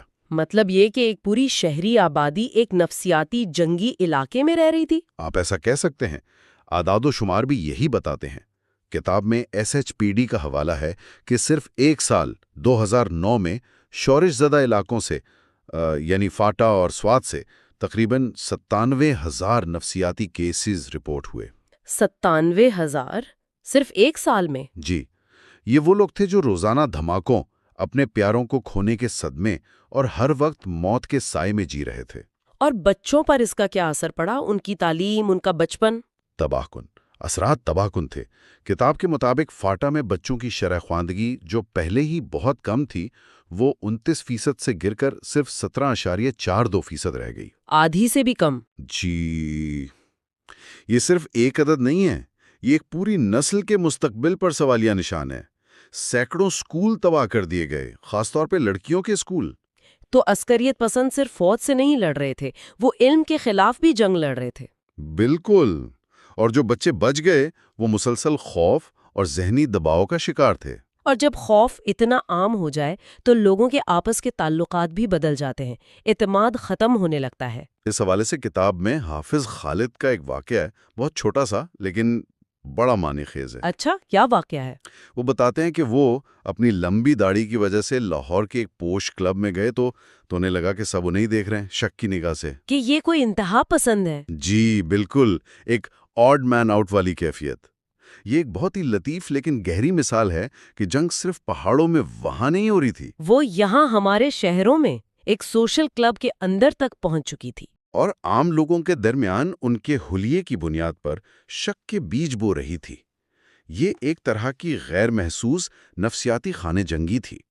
اور اسی خوف کی وجہ سے وہ گیٹڈ کمیونٹیز کا رجحان بڑھا۔ جی، کتاب اس کا ذکر کرتی ہے۔ لوگ اپنی حفاظت کے لیے اونچی دیواروں، خاردار تاروں اور پرائیویٹ گارڈز کے پیچھے پناہ لینے لگے۔ معاشرہ کھلنے کے بجائے مزید بند ہوتا چلا گیا۔ اور اسی کے ساتھ عدم برداشت بھی بڑھی ہوگی۔ بہت زیادہ۔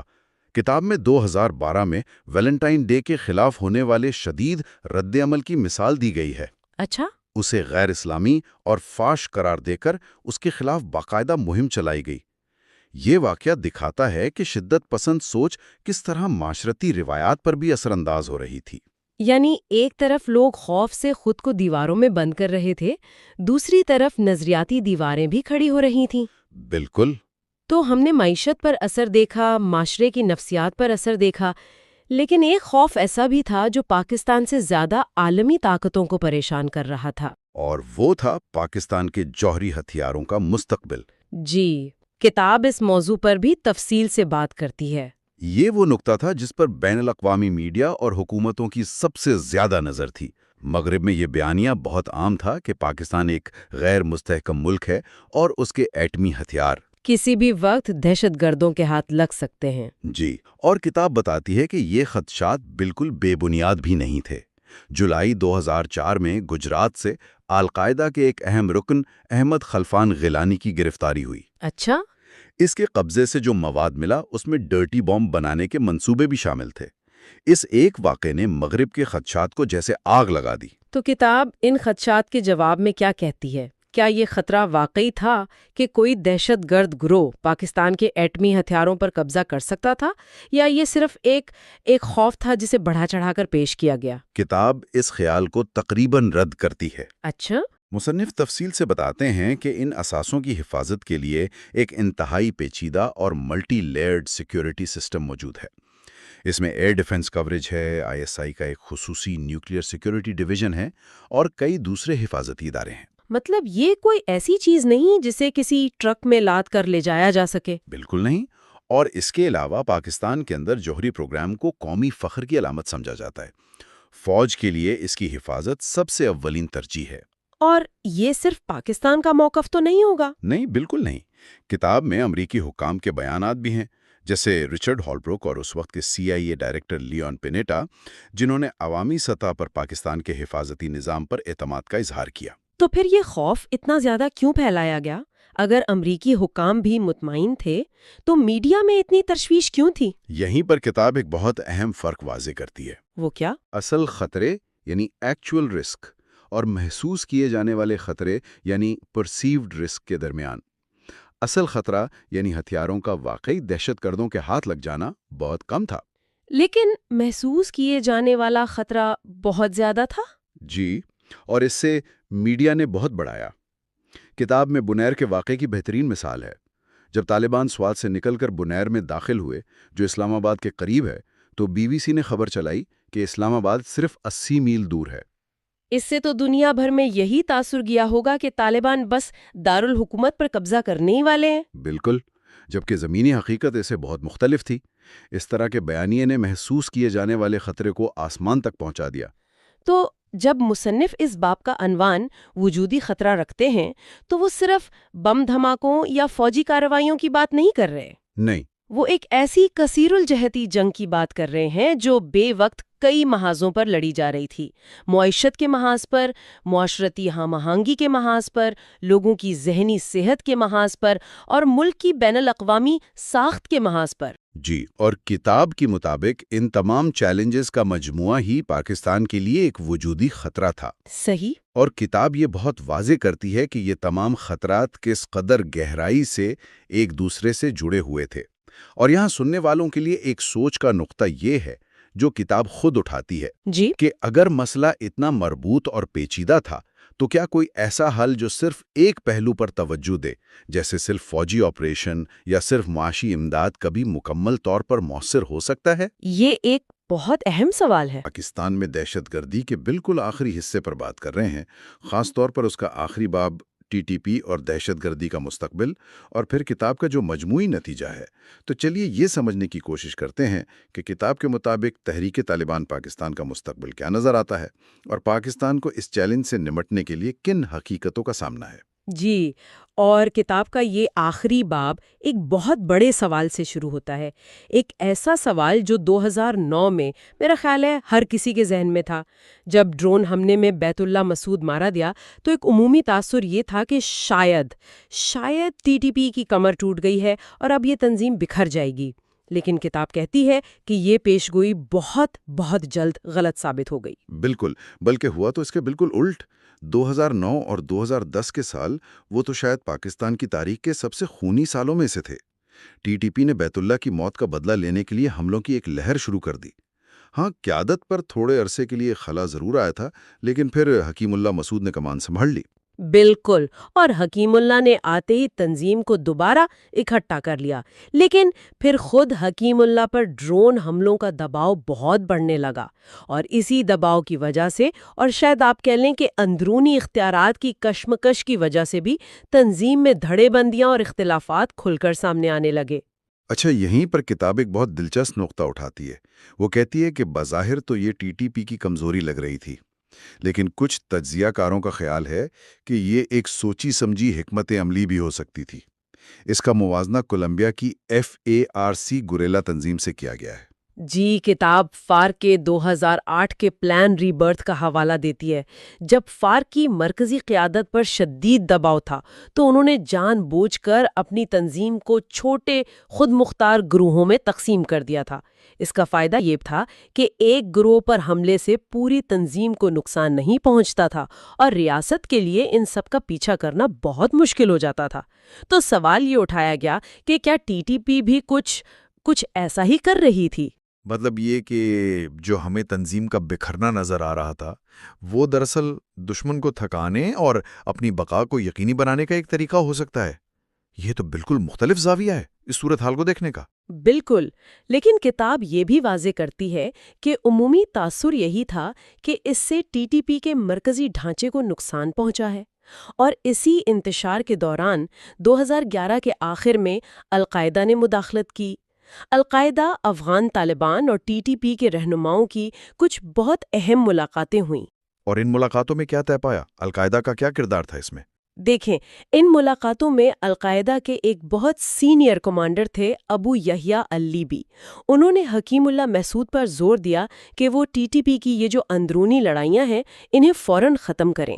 اللیبی کا پیغام بالکل صاف تھا، اصل دشمن افغانستان میں امریکی اور نیٹو افواج ہیں، اور ٹی ٹی پی کو اپنی توانائیاں وہاں افغان طالبان کو افرادی قوت فراہم کرنے پر لگانی چاہیے۔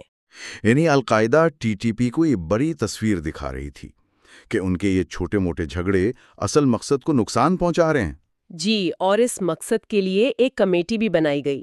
اس کا نام تھا شورا مراقبہ۔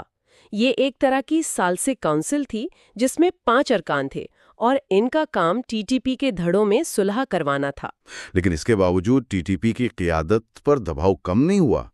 اگلے 2 سال تو ان کے لیے بہت بھاری ثابت ہوئے۔ بہت بھاری۔ مئی 2013 میں ولی رحمان محسود، جو ٹی ٹی پی کا نمبر 2 سمجھا جاتا تھا، ایک ڈرون حملے میں مارا گیا، اور پھر صرف 6 مہینے بعد نومبر 2013 میں خود حکیم اللہ محسود بھی ایک ڈرون حملے کا نشانہ بن گیا۔ مطلب ایک کے بعد ایک 2 بڑی وکٹیں گر گئیں۔ حکیم اللہ کی ہلاکت کے بعد تو تنظیم میں ایک بہت بڑا خلا پیدا ہو گیا ہوگا۔ تو پھر نیا امیر کون بنا اور اس انتخاب کے کیا اثرات ہوئے؟ نئے امیر کا انتخاب بہت حیران کن تھا، اور کتاب اسے ایک ماسٹر سٹروک قرار دیتی ہے۔ قیادت محسود قبیلے سے نکل کر سوات کے مولوی فضل اللہ کے پاس چلی گئی۔ یہ ایک بہت بڑا فیصلہ تھا۔ اس کی سب سے بڑی وجہ یہ تھی کہ فضل اللہ پہلے ہی سوات سے بھاگ کر افغانستان میں پناہ لے چکا تھا۔ اسے افغانستان کی زمین کو ایک محفوظ پناہ گاہ اور آپ کہہ لیں کہ اسٹریٹجک گہرائی کے طور پر استعمال کرنے کا تجربہ تھا۔ اچھا، تو یہ انتخاب اس لیے اہم تھا کہ اب ٹی ٹی پی کی قیادت پاکستان کی پہنچ سے عملی طور پر باہر ہو گئی تھی اور وہ افغانستان میں بیٹھ کر پاکستان کے خلاف کارروائیاں زیادہ آسانی سے منظم کر سکتے تھے۔ بالکل، وہ وہاں دوبارہ منظم ہو سکتے تھے، ٹریننگ کر سکتے تھے اور پھر پاکستان میں حملے کروا سکتے تھے۔ لیکن پھر 2014 میں پاکستانی فوج نے ایک بہت بڑا آپریشن شروع کیا، ضرب عضب۔ اس آپریشن نے ٹی ٹی پی کی کمر توڑ کر رکھ دی۔ ان کی پناہ گاہیں تباہ ہوئیں، ان کے فنڈنگ کے راستے بند ہوئے اور ان کا قبائلی علاقوں پر کنٹرول تقریباً ختم ہو گیا۔ تو یہاں پھر وہی سوال پیدا ہوتا ہے جو بیت اللہ محسود کے ہلاکت کے بعد ہوا تھا۔ کیا ضرب عزم اور پھر افغانستان سے امریکی انخلاء ٹی ٹی پی کے خاتمے کا باعث بنے گا؟ اور کتاب کہتی ہے کہ یہ امید بری طرح مبالغہ آمیز تھی۔ یہ سوچ بہت سادہ تھی کہ امریکیوں کے جانے سے خطہ امن ہو جائے گا۔ حقیقت میں ہوا یہ کہ ٹی ٹی پی نے افغان طالبان کی حکمت عملی سے سبق سیکھا۔ جیسے جیسے امریکی انخلاء کی باتیں ہوئیں، افغان طالبان کے حوصلے بلند ہوئے اور اس کا براہ راست اثر ٹی ٹی پی پر بھی پڑا۔ کس طرح کا اثر؟ کیا ان کے مقاصد بدل گئے تھے؟ ان کا بنیادی مقصد اور بھی واضح ہو گیا۔ اب ان کی تمام تر توجہ پاکستان پر مرکوز ہو گئی اور پاکستان میں شریعت کے نفاذ کا مطالبہ ان کا مرکزی نعرہ بن گیا۔ وہ خود کو ایک طرح سے افغان طالبان کی پاکستانی شاخ کے طور پر دیکھنے لگے۔ اور اسی دوران خطے میں ایک اور بہت بڑی تبدیلی آ رہی تھی، داعش کا ابھرنا۔ اس نے ٹی ٹی پی کو کیسے متاثر کیا؟ دیکھیں، داعش کا ابھرنا ٹی ٹی پی کے لیے ایک بہت بڑا چیلنج بھی تھا اور ایک موقع بھی۔ ایک طرف تو داعش نے ٹی ٹی پی کے کچھ ناراض کمانڈروں اور جنگجوؤں کو اپنی طرف کھینچنا شروع کر دیا۔ اورگزئی ایجنسی کے ایک اہم ٹی ٹی پی رہنما حافظ سعید نے تو باقاعدہ داعش میں شمولیت کا اعلان کر دیا۔ تو ٹی ٹی پی کے اندر بھی ٹوٹ پھوٹ شروع ہو گئی، مطلب لوگ ایک نئی، زیادہ انتہا پسند اور عالمی تنظیم کی طرف جانے لگے۔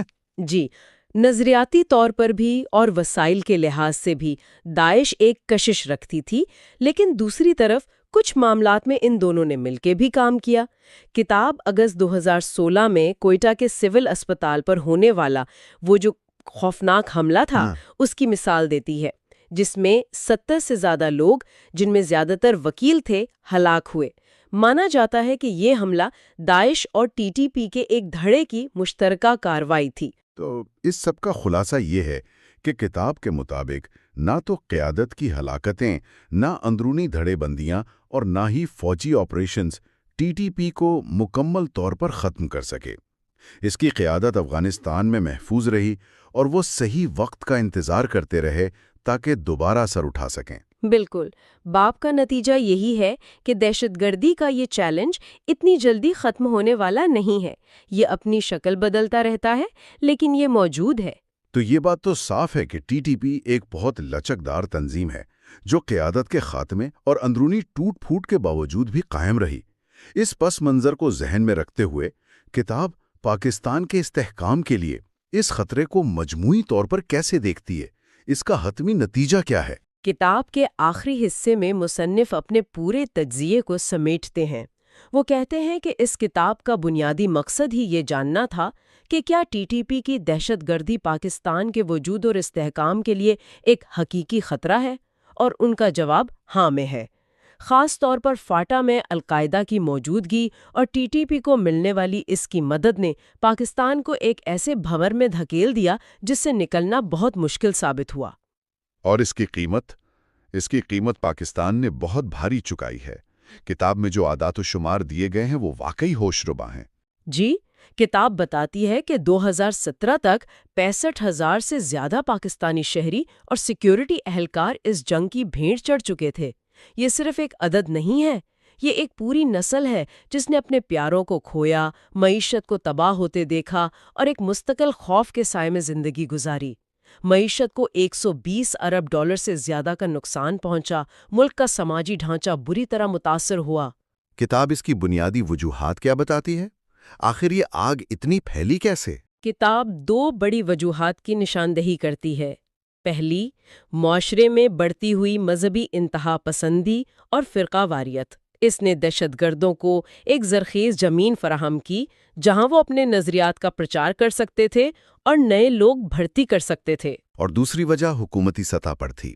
کتاب کے مطابق حکومتی رد عمل میں سیاسی عزم کی کمی واضح نظر آتی ہے۔ یعنی اتنے سالوں تک حکومت کے پاس کوئی ایک واضح ملک گیر منصوبہ ہی نہیں تھا کہ اس افریط سے نمٹنا کیسے ہے۔ مختلف آپریشنز ہوتے رہے، لیکن ایک لمبے عرصے تک کوئی مشترکہ اور جامع قومی انسداد دہشت گردی کی حکمت عملی نظر نہیں آئی۔ بالکل، فوجی کارروائیاں ہوئیں لیکن اکثر ان کے سیاسی اور سماجی پہلوؤں کو نظر انداز کیا گیا، جس کی وجہ سے وہ دیر پا نتائج نہ دے سکیں۔ ضرب عضب ایک بڑا اور فیصلہ کن آپریشن تھا جس نے ٹی ٹی پی سے ان کا علاقائی کنٹرول تو چھین لیا، لیکن جیسا ہم نے پہلے بات کی، اس سے تنظیم ختم نہیں ہوئی۔ بلکہ وہ سرحد پار افغانستان منتقل ہو گئی اور وہاں سے اپنی کارروائیاں جاری رکھیں۔ جی، اور یہیں پر ایک اور بڑا خطرہ سامنے آتا ہے جس کی کتاب نشاندہی کرتی ہے۔ وہ یہ کہ جب تک القاعدہ ایک بڑا عالمی خطرہ تھی، امریکہ اور مغرب کی پاکستان میں دلچسپی اور امداد بھی برقرار تھی۔ لیکن القاعدہ کے کمزور ہونے کے بعد یہ دلچسپی اور مدد بھی کم ہو رہی ہے۔ اس کا مطلب ہے کہ طویل مدت میں دہشت گردی سے نمٹنے کے لیے پاکستان کو شاید اپنے وسائل پر ہی انحصار کرنا پڑے گا۔ تو کتاب کا حتمی پیغام کیا ہے؟ کیا مستقبل میں بھی پاکستان کو اسی طرح کے خطرات کا سامنا رہے گا؟ کتاب کا حتمی نتیجہ بہت واضح اور سنجیدہ ہے۔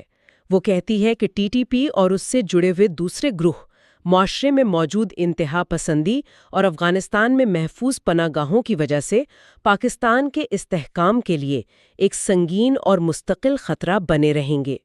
یہ ایک ایسا مسئلہ ہے جو ختم نہیں ہوا، صرف اس کی شکل تبدیل ہوئی ہے۔ کیا کتاب اس مسئلے کا کوئی حل بھی پیش کرتی ہے؟ کوئی سفارشات؟ ہاں، آخر میں کتاب 3 ٹھوس سفارشات پیش کرتی ہے۔ پہلی یہ کہ پاکستان کو انتہا پسندی کے خلاف اچھے اور برے طالبان کی تفریق کے بغیر ایک مستقل اور مضبوط پالیسی اپنانی ہوگی۔ کسی بھی قسم کی رعایت اس مسئلے کو مزید پیچیدہ کرے گی۔ اور دوسری سفارش کیا ہے؟ دوسری سفارش سیاسی اور سماجی سطح پر ہے۔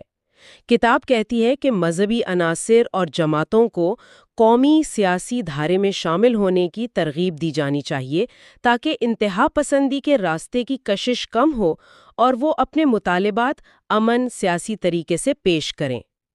اور تیسری سفارش کا تعلق یقیناً افغانستان سے ہوگا؟ جی، تیسری اور آخری سفارش یہ ہے کہ پاک افغان سرحد پر باڑ لگانے کا کام جلد از جلد مکمل کیا جائے۔ کتاب کے مطابق یہ سرحد پار دہشت گردوں کی آمد و رفت کو روکنے اور ان کی پناہ گاہوں تک رسائی کو محدود کرنے کے لیے انتہائی ضروری ہے۔ تو یہ تھی کتاب کے آخری حصے پر ہماری گفتگو۔ اس کے ساتھ ہی ہم نے اس کتاب کا مطالعہ مکمل کر لیا ہے۔ کتاب کا پیغام یہ ہے کہ جنگ شاید میدان میں جیت لی گئی ہو، لیکن نظریات کی جنگ ابھی باقی ہے اور اس کے لیے ایک طویل اور مستقل جدوجہد کی ضرورت ہے۔ اب ایک سوال سوچنے کے لیے یہ ہے کہ جب ایک دہشت گرد تنظیم جغرافیائی کنٹرول کھو دیتی ہے لیکن اس کا نظریہ معاشرے میں زندہ رہتا ہے تو کیا اسے شکست مانا جا سکتا ہے؟ یہی وہ سوال ہے جس کا جواب مستقبل کی پالیسیوں اور اقدامات سے ملے گا۔ تو اس کتاب پر ہماری گفتگو یہیں پر ختم ہوتی ہے۔ ہم نے اس کتاب کا مطالعہ مکمل کر لیا ہے۔ دیکھنے کے لیے شکریہ۔